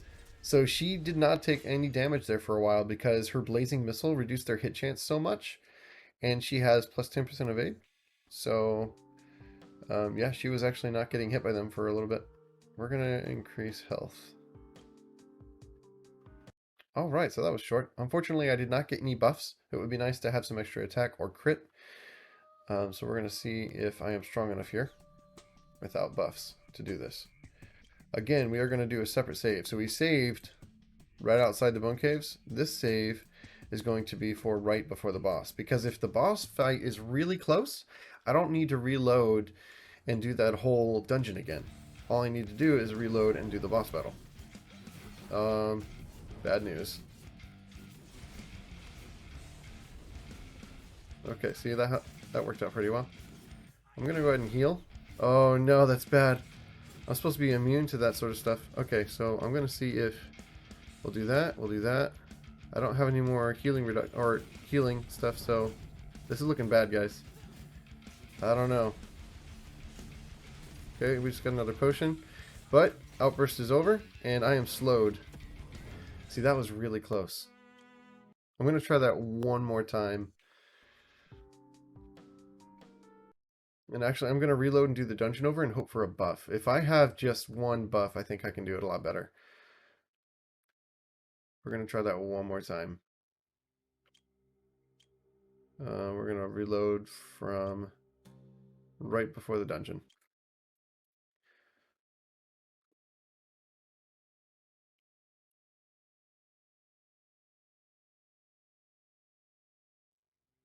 Okay, so if it doesn't work this time, then I'm just going to say I'm not strong enough yet. And we will move on. So I'm hoping for a buff before we get to the boss. Ah, that's the worst possible result from that. No, I'm not going to reduce my attack. Oh, come on. Oh, we ran into somebody. This is not looking good, guys. All that stuff is random. It could go either really well or really bad. And as you can tell, it's not going very well this time around. Okay. So, yeah. Bad luck. Oh, nice. I got a nice ring. Well, I assume it's nice. It might not be. But we got something from that fight, which is really good. Okay, so this was an even worse result. Alright, so I need to buff up. Okay, and first thing I'm going to do is this and this. Okay, and I'm hoping to trigger my AoE. There we go. Nice. And Kabir is still alive. Notice that. I tried to do it in such a way that Kabir stayed alive. It looks like we got this one, guys. Yeah, he's blocking a lot, but I'm evading. Alright, I'm about to run out of my outburst, though. When I run out of outburst, we're in trouble. Okay, I'm going to heal. And then run away. Alright, outburst should be up soon. Oh, no. Oh, I got nothing I can do. Well, let's take a look at the ring. It's not bad. Physical attack plus 22 is nice. But honestly, what I'm wearing already is, I think, better. Still, not bad. Alright, so this is really bad. Heal. Outburst is almost up. Definitely trying to... Ooh, I forgot. I can dodge. Alright, heal again. Alright, come on. Come on, stay away. Outburst is almost ready. And I am cheating this so hard right now. No! That was so close. No! Oh! He crit me! Oh, no! Alright, well, I guess I'm not strong enough, guys. That was so close! I almost had it. Oh, man. That was really close. Okay. Somebody texted me. What do they want? Oh, wifey wants to talk. Hold on, I'm going to pause it. Okay, so we're actually gonna reload that. That's sad. We were so close. And if we had had a better result and actually gotten a buff on our way to the boss, then we probably definitely would have had that. Sad face. All right, so let's move on down south to Crying Rock. We are not quite strong enough to do Bone Caves yet. I came this way to get this talent shard. And then fight this monster. No! No! Oh! Wow. That was a strong monster. Who knew centaurs were so strong? Wow. Okay, so I've got some white rose potions. Might as well use those, huh? They have a short expiration date, which is why I'm saying I should probably just use them. Wow. We can promote these guys and heal them that way. If I can click. Dib. Alright, so yeah, see, we got them all back.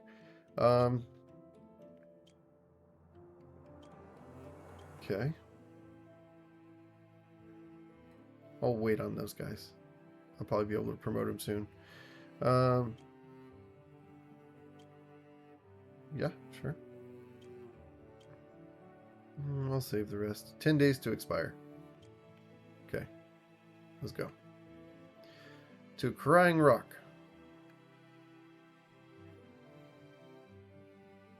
Ooh, another talent shard.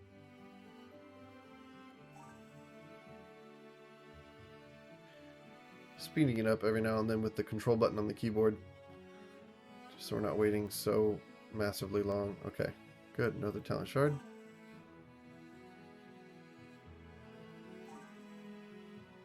Okay.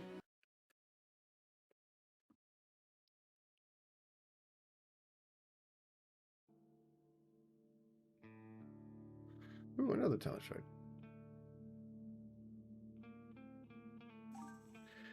Alright, so the Wandering Painter is down here in Kata Town. So I do want to get as much experience as I can. So I'm going to manual this because we are running low on troops. So I want to make sure I get as much power as possible. Ooh, forgot to buff. Out of my main character. Because I don't think on auto battle you get as much benefit. Okay. There we go. And I forgot to buff, and I'm at 20% damage increase now for 13 seconds. So every time I forget to use Transcendent is a big deal. That's a lot of damage loss. Alright, and this. No prep time. And I'll get some food out of it.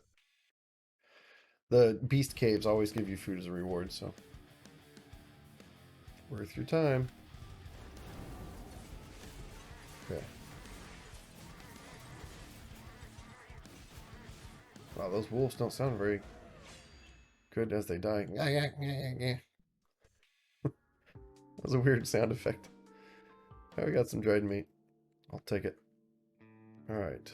The dungeon that I want is, I believe, just south of the Zagros Mountain portal. Like right about here. So that's where I'm going to head. And then we're going to go to Kata Town. And we're going to fight stuff on the way. We need the experience. Yeah, we'll auto. Didn't lose anybody. Nice. I'm going to quick save. And then we're going to fight these guys on auto. Let's see how strong we are. See, we got 39. So we're healing. Nice. Got some jade out of that. Any prep time for this? No. Excellent. Good. We are leveling up. So this is time well spent. Alright, so don't forget to use Transcendent. Get that 20% damage.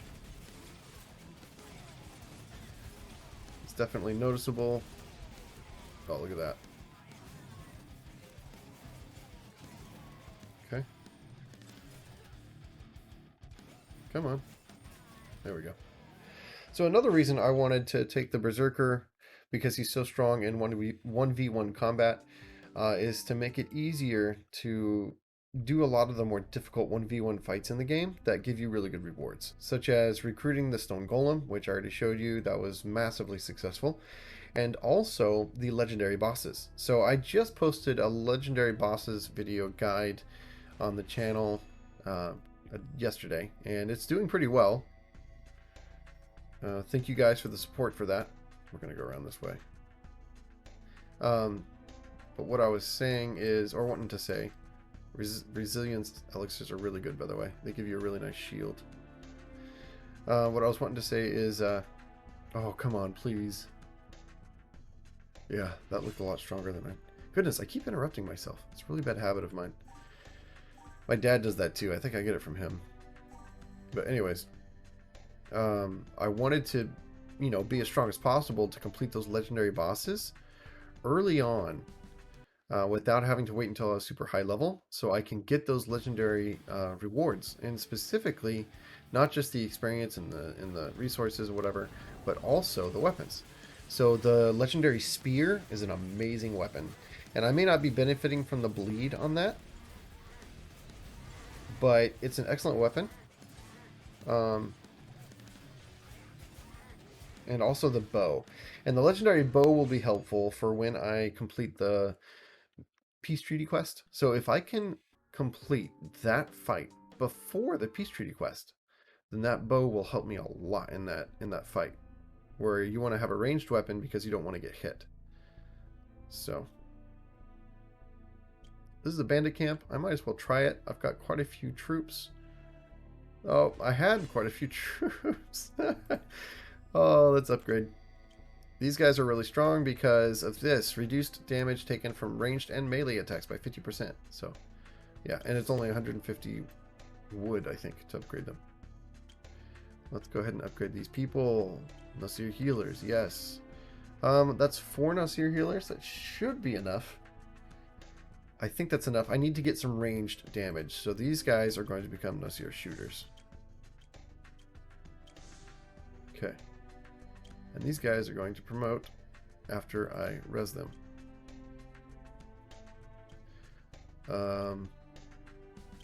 Okay, so I've got 3 dib. I'm going to make them all dib swordsmen. Okay. Yeah. And skill point. No. Yes. This is good because it inflicts dazzle. Dazzle means they're unable to attack for 5 seconds, which is huge. And it hits an enemy group within 800 cubits, so very strong ability. So we're going to get that, and that actually might make us strong enough to do this, especially if I play it smart. So I'm going to show you guys what I mean by play it smart. We're going to force everyone... Oh, and this is not even a high-level bandit camp. See, only level 12. Not elite high-level 15s. So... we should be able to do this, I think. Especially if I play it smart. So you press F1 and then F3, and everyone follows you, and you want to cut off the enemy. Okay. Nope. Follow me. You might have to repeat the command, because if you saw on the mini-map, they started heading that way. So then they're following you, right? And then you have everyone attack. Okay. And nope. Everyone is being stupid. I forgot to buff Transcendent. Okay, so I had everyone follow me because as you saw, they split off. The troops split off. Okay, so I'm getting attacked. So everyone attack. Good. Okay, so we're attacking as a group. This is what you want. Come on. Oh man, did not get another area attack. I'm going to back off a little bit. So now that I have some Nasir healers, they are helping to keep the units alive. That healing may not seem like much, but it's definitely helping.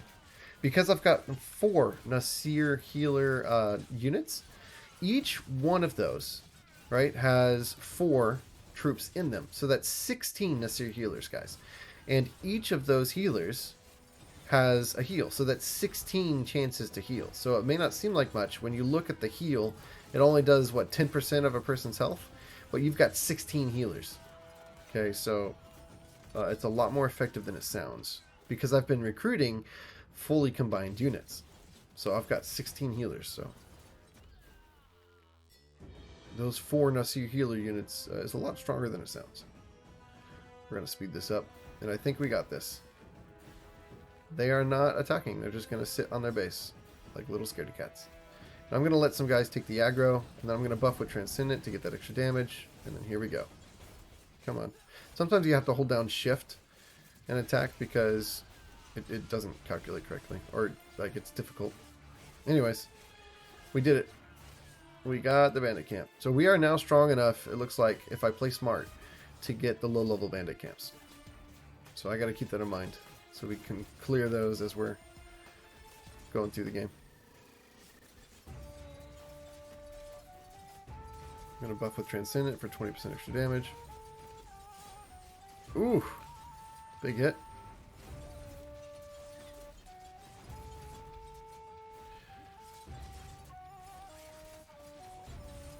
See, I'm getting healed. Man, Outburst does take a long time. And this is what I'm talking about. You're just basically useless after Outburst is over. And it takes so long for it to come back.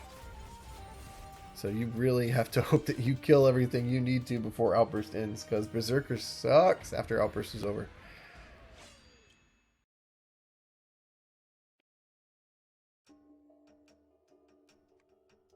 Alright. We did it. And I cleared my first bandit camp at level 9. And I'm now level 10. So, goes to show you how strong that is. Alright, so now I get 30% increased damage. Okay, so that's done. And very nice. So the sooner you clear out these bandit camps, the more resources you get because they respawn. So if you get it sooner, then that's at least 3 or 4 more chances by 120 days. But I mean, realistically, because we're going to be pathing so carefully, we're going to have probably 1 or 2 more chances to clear out all the bandit camps. But still, that's a lot more resources if you clear them and then they have a chance to respawn and give you even more. Okay, so I do believe that dungeon is this way. No, don't want to do the prison camp. Oh, look at this. More free stuff. Now this guy's guarding it, so he might be strong, so I'm going to save. Let's see how strong he is. Not that bad. Didn't give us great food, but he gave us some. But it was worth coming down here for the food, and I don't see the dungeon up that way, so it must be below Campson Village. I must have to circle around. Okay. Alright, we're going to auto battle this guy. Pretty sure we beat him. Double the troops. Nice. And now that we hit level 10, no difference in the squads. Ooh, we can promote again. You bet. Really glad that I've got the Jade for that. Third Warriors, we're going for Third Raiders. Actually, no, I'm going for Third Armored Sergeants. Because I want to see if they require Jade. If they don't, then that's an excellent unit to go for to save yourself on some Jade costs. Because you're spending so much Jade on everything else. Like every good troop in the game requires Jade, so if that's one that doesn't, then that makes it worth it. These are totally worth your time. The Resilience Potions. Alright, so good timing. We're going to head to the... Oh man, gotta go around. I don't recruit the Dakin, by the way. If you're wondering why I'm not stopping and recruiting any Dakin troops, is because I don't like Dakin troops. I don't like them at all. Yeah. I'm just not a fan of the Dakin troops. Don't think they're as good as the others. Like I said, the Resilience Potions are really good. Totally worth your time. They make a lot of the boss fights winnable, where normally you would lose. The shield that it gives you is that good. It blocks like multiple boss hits that would normally kill you. So definitely worth getting the Resilience Potions. And don't forget to use them if you're in a difficult boss fight. Alright, so that dungeon should be around here. There it is, Sirocco Valley. I'm going to save. I do think this is a higher level dungeon, but I'm not positive. Oh, it's level 10. It's a low level dungeon. So we definitely got this one. So I know that the 7 days have passed. So this is kind of going out of my way. And I wasted almost a full day there. But gear upgrades can make or break your game. As far as being powerful enough to take out bosses, and finish the main quest. Like, if I get a nice two-handed weapon, or a nice DPS weapon, I guess I should say, for my main character, the Berserker, and it has leech on it, or, yeah, only +1 floors, sure. If it has leech on it, or if it has a chance to stun or confuse or anything like that, totally worth it. And I forgot to buff. So yeah, big damage lost by forgetting that. So I might want to switch my skills around so that the mana buff, damage buff, whatever, is up before outbursts. So instead of going WQ, I go QW, you know, left to right. So that might be a good alternative for that. So we're going to save. Let's go to party, skills. Let's switch. Okay. Let's do it. There, now I do QW, and don't forget. Okay, there we go. It's the AoE. We're going to make sure we get the little guys, and then come over here. And we're fine. We got this.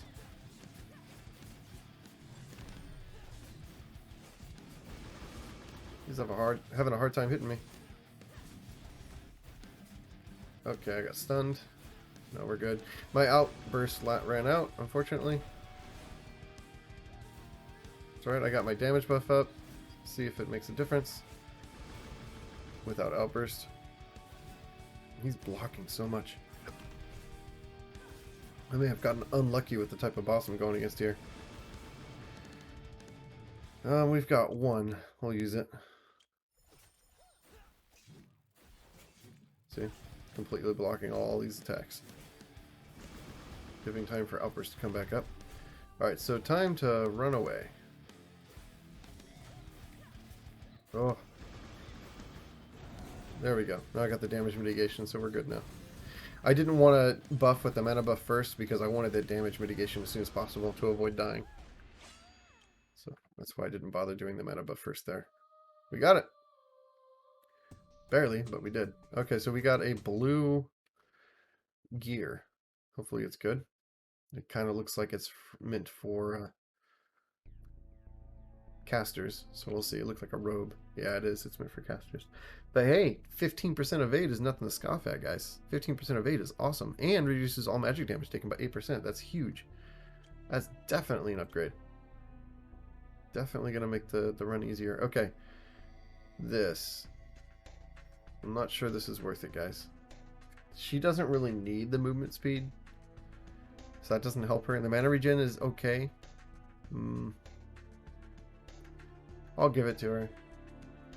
The extra evade is probably more useful, arguably, because it's for melee and magic and ranged, whereas the reduced damage from ranged attacks is only for basic attacks. So ranged magic attacks and ranged skill attacks it won't block. So yeah, the light flames is probably better for her, statistically. That is a gift. That is a gift. I have 3 gifts. So hopefully I can have some good luck recruiting people. Let's see if I passed anybody good. Tikken. She's a staff user. So I have already got a staff user. And she's a healer, and I've already got a healer, so I don't want to double up on that if I can avoid it. Bukudin, Amiyaya. Let's see here. We've got... Hold on a second. Okay. We've got Najima, Astrid, Amira, Zara. Astrid is really good. I might head back up to North Crag's Outpost and get Astrid. She's excellent. Really good unit. Okay, so it might be worth it to backtrack for her. Basit. Bataru is actually really good unit. Bataru is excellent. So I'm really close to Kata. I can do the Wandering Painter. And then I can head up here and get Astrid. I hate backtracking, but I'm doing really good on time, actually. For my progress in the main quest, we have got a lot of time left to finish the main quest. So I also have to think about making myself and my characters and troops and all that stronger. I have to think about that because we're coming up on the Ifrit battles here pretty soon, so I need a full squad, I think, if I'm going to be defeating this Ifrit. Okay, so I'm not going to go to Kata. I can get that. I have to go south anyway. Let's go to north. Well, actually, I can just return. So I'm going to hit Kata. I'm going to go north. I'm going to try and get Astrid. Hopefully she's still there when I get there. And then I'm going to return and end up in Redstone Valley when I return. And from there, I'll go down to Umbra Cliffs. Okay, so let's go north. So, got to figure out which way I'm going. And I don't want to autopath it because autopathing is not as efficient. And also it does not sometimes give you the chance to react if you want to fight something and get experience on the way. So, staying away from autopathing like this, for instance. No prep time. Definitely worth. Don't underestimate the value of experience, man. Leveling up your main character to be as strong as possible. Oh, I psyched myself out. Oh, man, I gotta remember now. It's QW instead of WQ. That's funny. Doesn't seem to matter against this low level, but still. It could be the difference between winning or losing a boss battle, so. After I finish the peace treaty, all that running around and all that stuff, I should be strong enough to do the legendary boss battles. Hoping so. I mean, I think I should be at least level 16. I would prefer to be at least level 16 before trying to do the boss battles. It's only level 3, so that's not good. It's a lot less damage than I'm currently doing. And it's heavy slash, so it's going to have the same attack speed problems. Down there was a quest. It was the Dokkan tournament. Small bandit camp. This should be easy, so we're going to go ahead and do this. I knew I was heading up here for another reason. I forgot. Okay, subconsciously I knew this was here. Okay. Shouldn't even need to really control the units here. We've upgraded our healers twice. We've got some nice units. Oh, I did it again, guys. I did it again. Maybe I should switch it back, huh? Good thing this battle's going to be easy.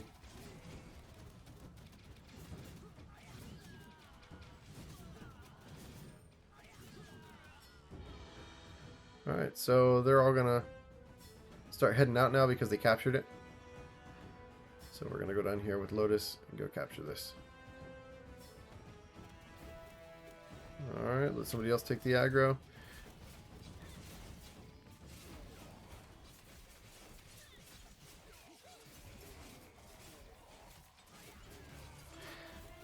And I will let them all focus down the hero. I'm going to go after these small guys.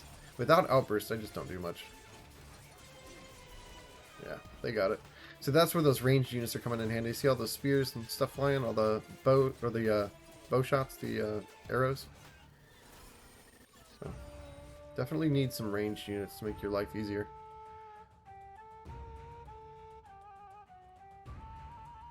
Alright, so I'm going to buff properly now.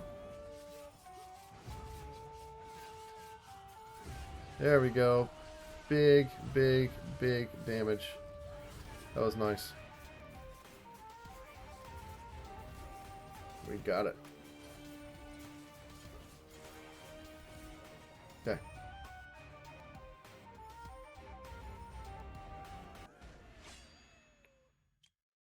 So once I hit level 12, I will unlock the ability for Outburst to just use mana instead of having to be recast.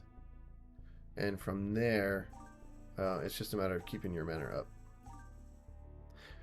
And that's part of the reason I got the spirit potions in the beginning from the legacy options, because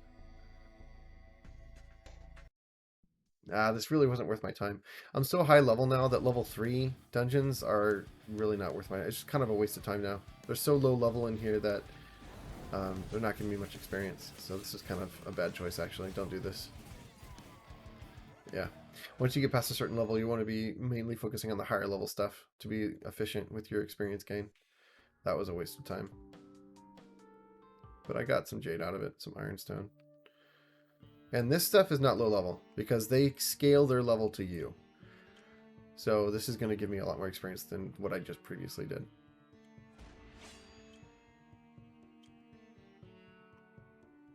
What level is this? Level 6? Can't do it because I did it recently.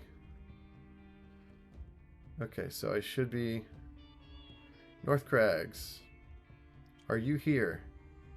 Yes, Astrid is here. Ooh. Oh. I might get 2 people here. I might just complete my party right now. Alright. Najima is an excellent damage dealer. Amira, we'll take a look at. And I know I want Astrid, for sure. I'm definitely getting Astrid, so... No! I can't! Guys, I can't get Astrid. You gotta be kidding me. Oh, she doesn't like any of the gifts I have. Okay, so we're gonna level up. Going up well-trained, gonna get all the way to Khan to get that squad limit up, so we can continue recruiting more squads as we go through towns. But I'm still not gonna get any. I'm still not gonna get any Dakin. Dakin troops are just bad. Anyways, unless you're using the blade throwers. The blade throwers are okay, but they're like the only ones that I think are decent. So disappointed. Let's see. Of the 2, which do we like better? Where is he, by the way? He's level 11 now. Is he still down south? Hopefully he hasn't been snatched up. If he hasn't been snatched up by a person, I'd love to get him. Unfortunately, he wasted his skill points, man. That's this one right here, Flame Sprayer. Bad choice. Who are we looking at? We were looking at Najima, right? She's got Chain Lightning, Light's Judgment, excellent. Radiant Totem, Blazing Missile, maxed, excellent. Wow, she spent her skill points really well. I am proud of this girl. Really good choices. Would not mind picking Najima up. She made good, smart choices with her skill points. Mostly good choices. So I definitely think I'm going to pick up Najima. Let's take a look at who else was here. Oh, this girl right here. She's a healer, right? Restores health and mana to an ally within 1,000 units, and then affect an enemy at the same time with confusion. Nice. She does binding shot. She has throwing knives. She does blade fan. Throw 3 piercing knives towards target direction. Each knife deals damage, and then inflicts a tier 2 bleed effect. Ooh, nice. She's also an alchemist. Unfortunately, I already have an alchemist.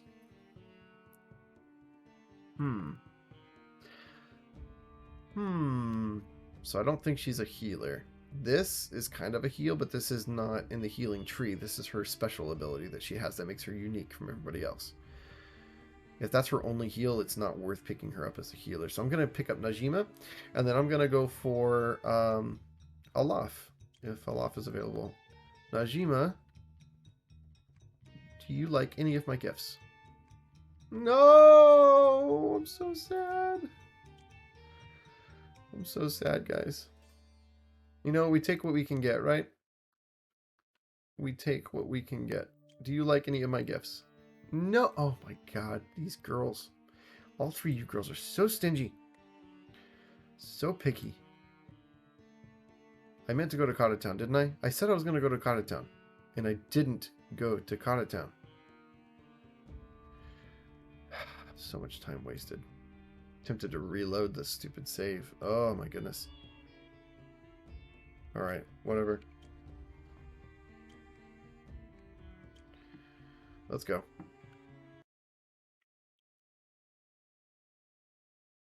That was disappointing, not gonna lie. They did not like any of my gifts, could not recruit any of them. Very, very disappointing.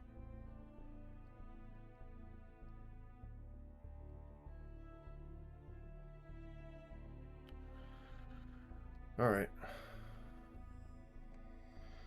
Yes, I need to pick up some stuff. Don't think they have any gifts. Yeah, don't know why I even checked. I was pretty sure they wouldn't have any. Tempting, but no, I think we're going to save. This stuff can go. This I'll keep because it's an upgrade for somebody, I think.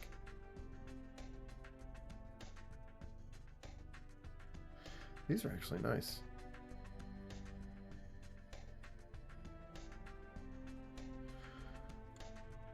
Those are very nice. Whoever I pick up, that's going to be an upgrade for. I'll keep 2 of them, I guess. But we will get rid of most of this stuff.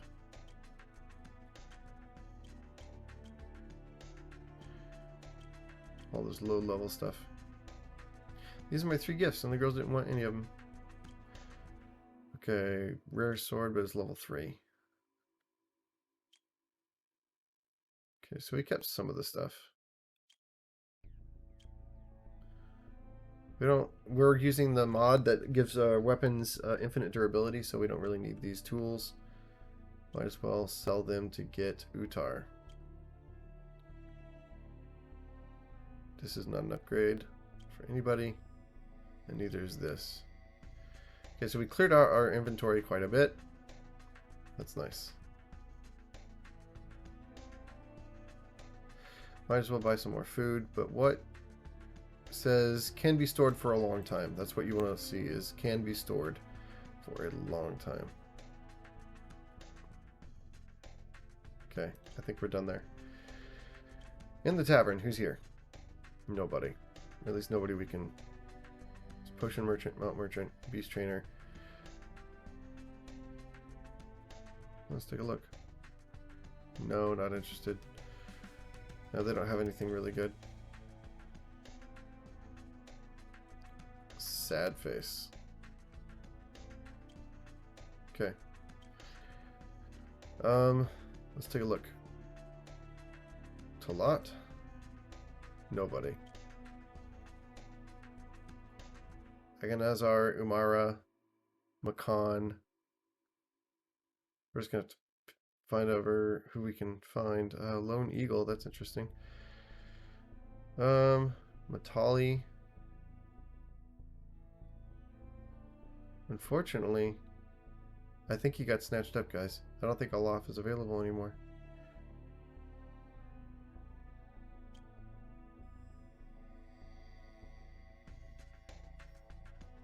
That makes me really sad. Did I not see him? Was he here?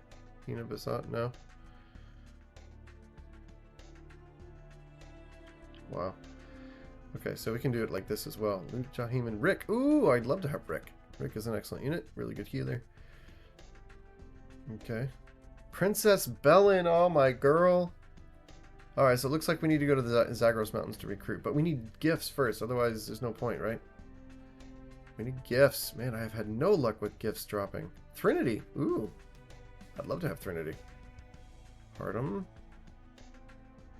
Okay, so it looks like Zagros Mountains has some good options. We will go and get some gifts from Fleur, and then do the main quest, and then fight the Ifrit guys as we're going up towards Zagros Mountains to try and recruit, and then from there head over to Crying Rock for the river to complete the main quest. So it's going to look like this: south, east, and then back to the west. That's the current way that we're going to go. Okay, so we're headed towards Fleur right now. Let's go ahead and save while we're thinking about it. Let's go. And now we have more spots left open to recruit, so we're going to go ahead and do that. Desert Brotherhood? What are you doing down here? Sure. We need to make them level up. When you beat them like this, and then they say that message can't handle you with a group this size, that's when they come back stronger. So, yeah, we're going to recruit some more Nasir. Might as well get some ranged archers. Or maybe even one more group of healers. It wouldn't hurt. Oh, we can handle this bandit camp now, I think. We're going to save just in case anyways, because, you know, you always want to save. These give really good experience, as well as the resources that you get. So. Alright. Q, then W, guys. It's Q, then W. Hey, bud. You go ahead and run that way. I'm going to run this way. I'm going to fight all these guys all by myself. Because I knew that would happen.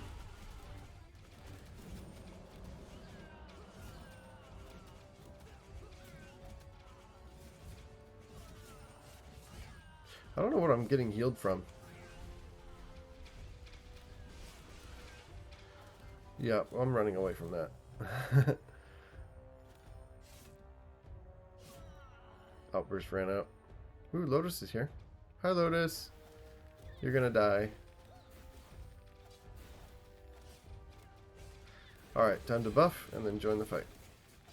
Lotus is about to get snapped. Yep, she's done. I'm next. Oh, goodness. Focus somebody else. Okay. Lotus will come back. So for some reason, your hero companions can resurrect in battles like this, but you cannot. But yeah, she'll be back. Alright, Outburst is up. I'm going to go ahead and use it.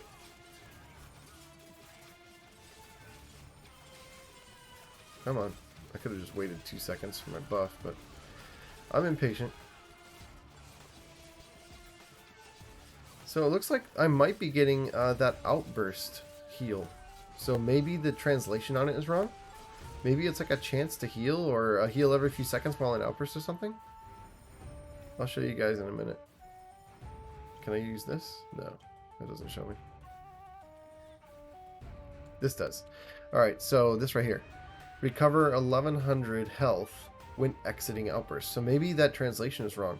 Maybe it should say every few seconds during Outburst, because that heal is definitely going off while I'm in Outburst, and I don't have to exit Outburst for it to happen. So it looks like that translation is wrong. That's actually a good skill. I said it was bad earlier, but that's just because I thought it only healed you when Outburst was over. But apparently it's just translated badly. Okay, I'm going to buff, and then we're going to go in.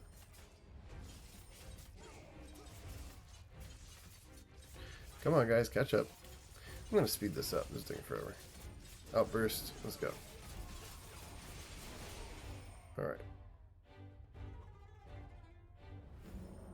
Finally, defeat the bandit camp. Let's go.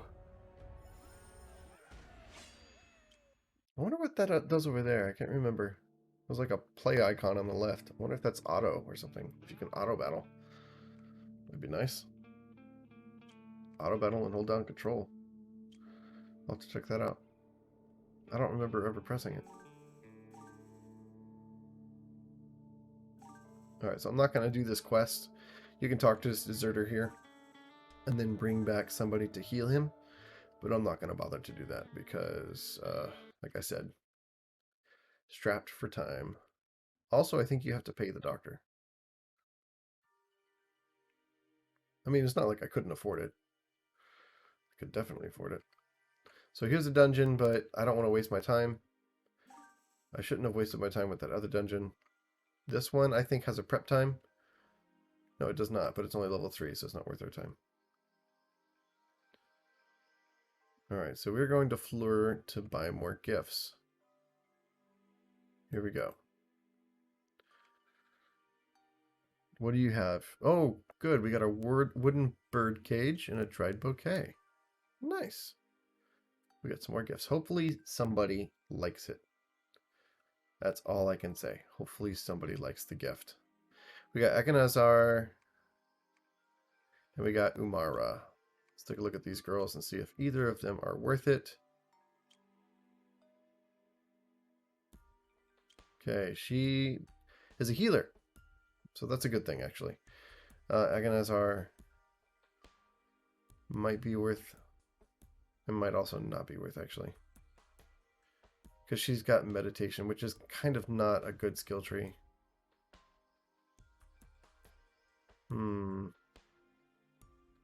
But reduces attacker's hit by 50%. Oh, but it's only for summoned units. Yeah. I'm not really playing as a summoner, so... And none of my troops are really summoning anything, so this isn't really going to be any good. She's a healer, but... Yeah, not worth. Who is the other girl? Umara. The charm girl. Charm only charm works on lower level enemies, so yeah, it's not really gonna work most of the time. So neither one of those girls are any good. Sad face. So we're gonna go towards I believe Argo Camp is around where we need to be. So we're gonna head south on this road. Wait, there's no prep time for this, right? And it's yeah, 10 out level 10, so this is definitely worth our time. Get some experience.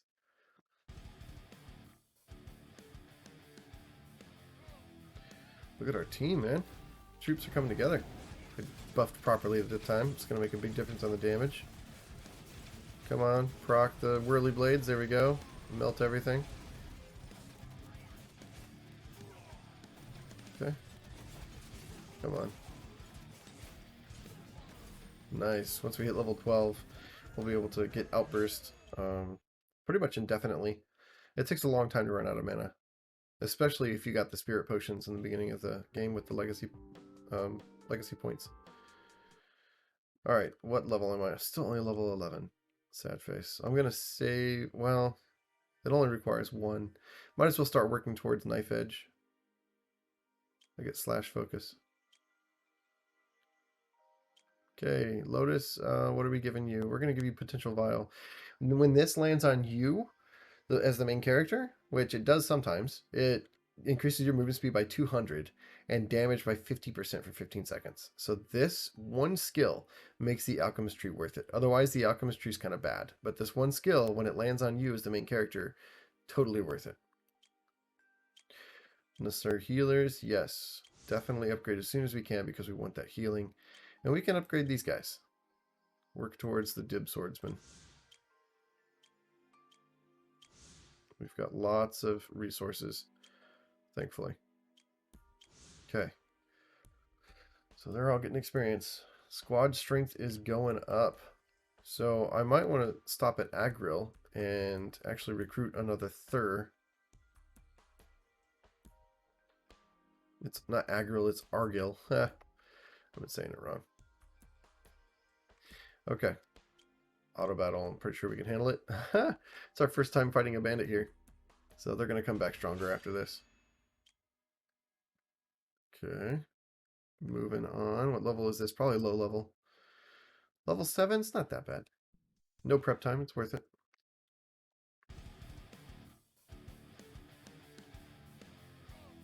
Even these places have a chance to give you gifts. Especially when you're fighting bandits. So, yeah. Goodness. When they're surrounded by melee, sometimes it's difficult to get a angle to attack somebody. So part of the reason I'm getting a decent amount of experience from these fights is because I focused on, in the talent tree, as you guys saw, increasing my experience gain by going through Drill Sergeant, all of these. So, and this every week gives me free experience for my people, so worth it. Big time worth it. Yep, we're going to promote. And shooters, yes, definitely promoting. Okay, good stuff. Let's go to Argil. Ooh, have they leveled up yet? No. Not worth my time. But there was still a chance to get a gift, so maybe it was. Low level, probably. No. Okay, so we're going to do it.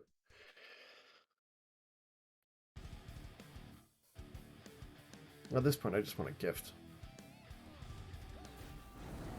Okay.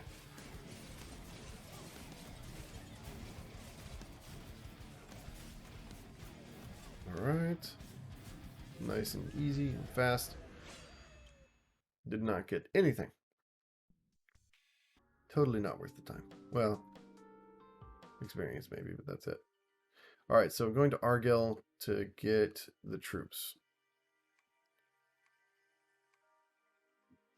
Yes, please. Give me the third troops. We're going to check the trade. Pretty sure they didn't sell any gifts, unfortunately. We could use more ironstone. Wood. Alright. Ooh, talent shard. Definitely worth the time.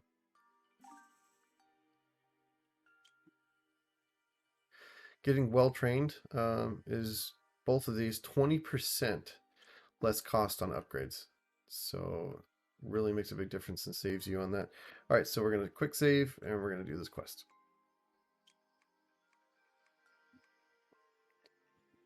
Okay, come on. Yeah, I am ready. Let's go.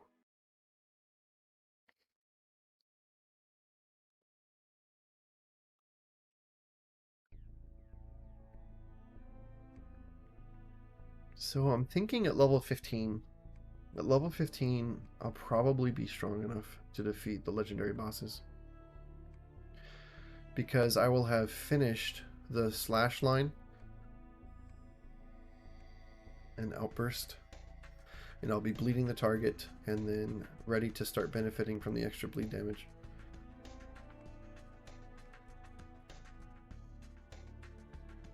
But that's probably the earliest I can possibly do it, is level 15. So I'm still a long ways away from being able to do that. Alright, so we're going to pick this up. So that way, even if we run into them, we don't have to fight them. And by the way, they are extremely strong.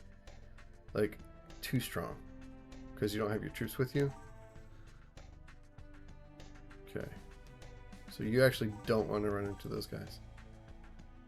So definitely use these free things that you get from these wells, so that even if they run into you, they don't hit you. It doesn't result in a battle.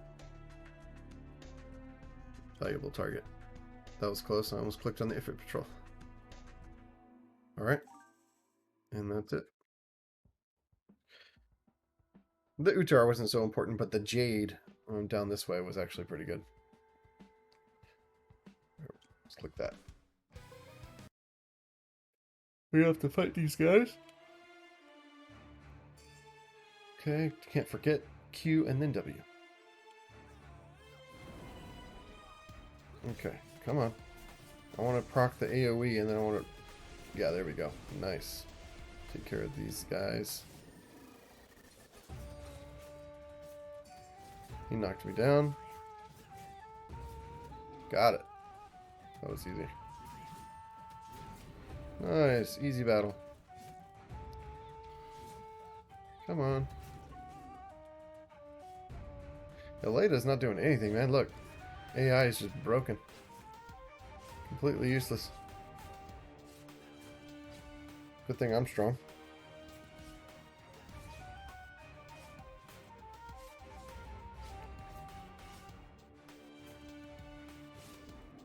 Okay. Man, I'm yawning a lot. I think this might be the end of this episode. We're gonna head down.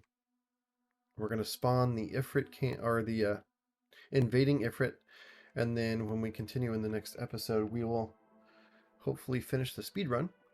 But I've been yawning a bit too much. I think it's time to take a break.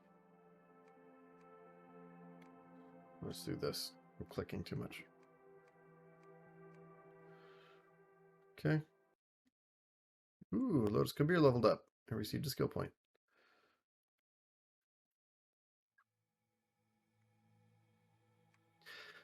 Da-da-da. Okay. Speed up. Nothing to do in here. It's all quest text. Okay. I'm really happy I figured that out, because normally you have to just click through everything. This is nice. I always pick the top option, by the way. The top option is usually the best one. So, that's been good luck for me, is always picking the top one. Not really having to worry about it.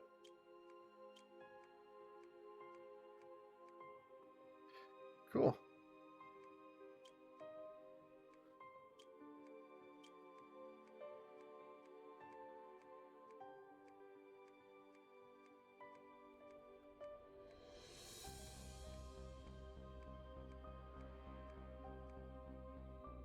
Okay.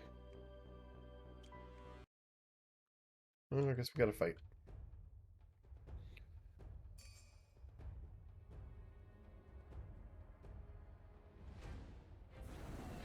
This one's pretty hard.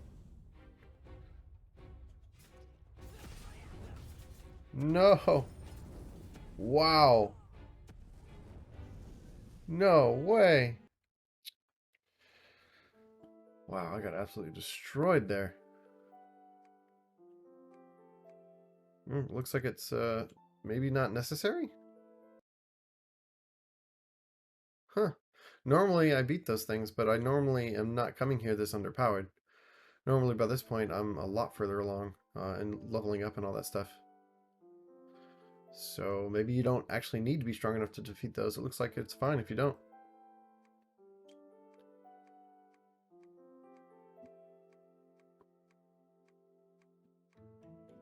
Alright, so yeah, we're done. Nice. So you don't even need to beat that part of the quest. It's okay if you lose. I did not know that. This is him talking to the mysterious man. The person behind all this stuff. Okay.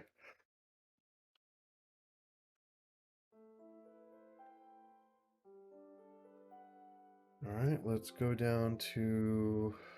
It's right just to the west of the portal. It's right down here. I'm gonna go that way. Circle around. Yeah.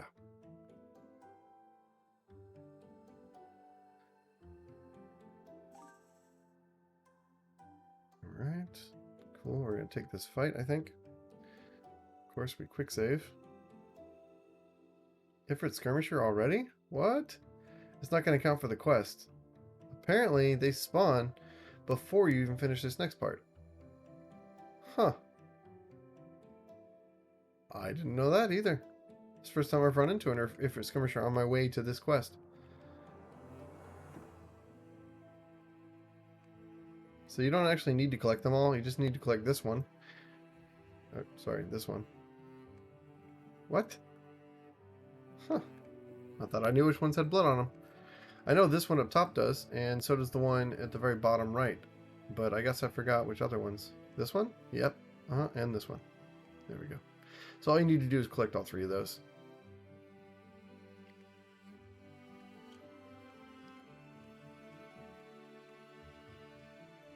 Okay. There we go.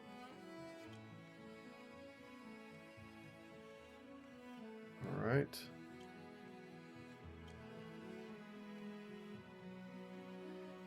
Now, defeat 3 squads of Ifrit. Okay, so remember, my goal is to go to Zagros Mountains and recruit in the Zagros Mountains while defeating the 3 Ifrit.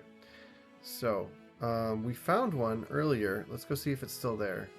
Sometimes these things are hard to find. Sometimes you go for a long time without seeing one, so definitely don't want to pass this up. I should have saved. Oh, I should have saved. Hopefully we're strong enough. I do have a lot of good troops, so we're going to hope for the best. But, yeah, this is going to be our most difficult battle by far, I think, so far. Even worse than the bandit camps. But we have a lot of leveled up healers. Nasir healers, I mean, in the troops, so. Oh, triggered twice. Nice. In fact, we don't even have infinite, whatchamacallit, which normally we would by now, but I'm really trying to be as efficient as possible with my time. So, okay, I'm going to go ahead and buff. Yeah, those archers are really tearing us apart. I wish I had outburst still. I could go take out those archers. I don't know about this one, guys. And I might have to reload from an autosave. This is not looking good. We lost all our troops. This is a fail. This is what I was afraid of. We need more troops and all that other stuff. So actually, I'm going to heal and then I'm going to buff and hope that the damage mitigation is good enough. Nope, it's not. Okay. Not quite good enough, guys. Sad face. So I need to go recruit for one. And probably level up once or twice. That's really sad. Okay, so normally you might not want to reload. Normally it can be like considered cheating in some ways. So this, I believe, is right before that fight, right? Let's go here. Hopefully. Did I save and then just not even realize that I saved? I did, didn't I? Oh, never mind. A stupid quest. Okay, so I saved. Alright, so now I'll show you. You don't even have to talk to her. You can just go here, find the blood. Yep. Okay. Come down here, find the blood. And then come here, find the blood. You don't have to click on any of the other ones. That's it. Okay.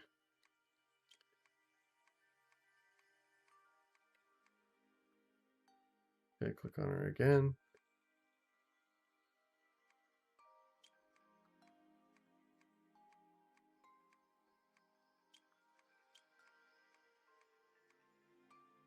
Alright, so we are not strong enough to defeat the Ifrit. So actually we just need to go recruit and level up.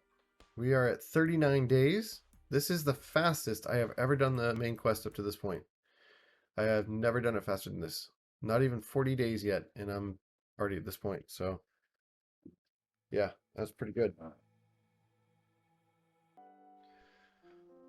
Alright guys, so my plan currently is to just recruit and then level up before we start trying to fight those Ifrit guys again. And we're going to handle that in the next episode, and we're going to finish this speed run then.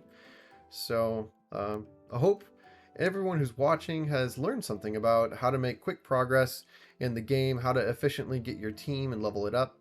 You know, best choices for skills and items and all that. So definitely approaching this run differently from how I normally do. Normally I'd have a full squad by now, but I'd also not be this far along in the main quest at this point either. So like I said, this is a speed run focused on finishing the main quest as soon as possible, and so that's the approach I'm trying to take. So everything's a little different, but there are a lot of cool things and really good information that I think I was able to show you. So hopefully you guys enjoyed this. Stay tuned for the next episode where we finish the speed run. Thank you for watching. I'll see you guys in the next one.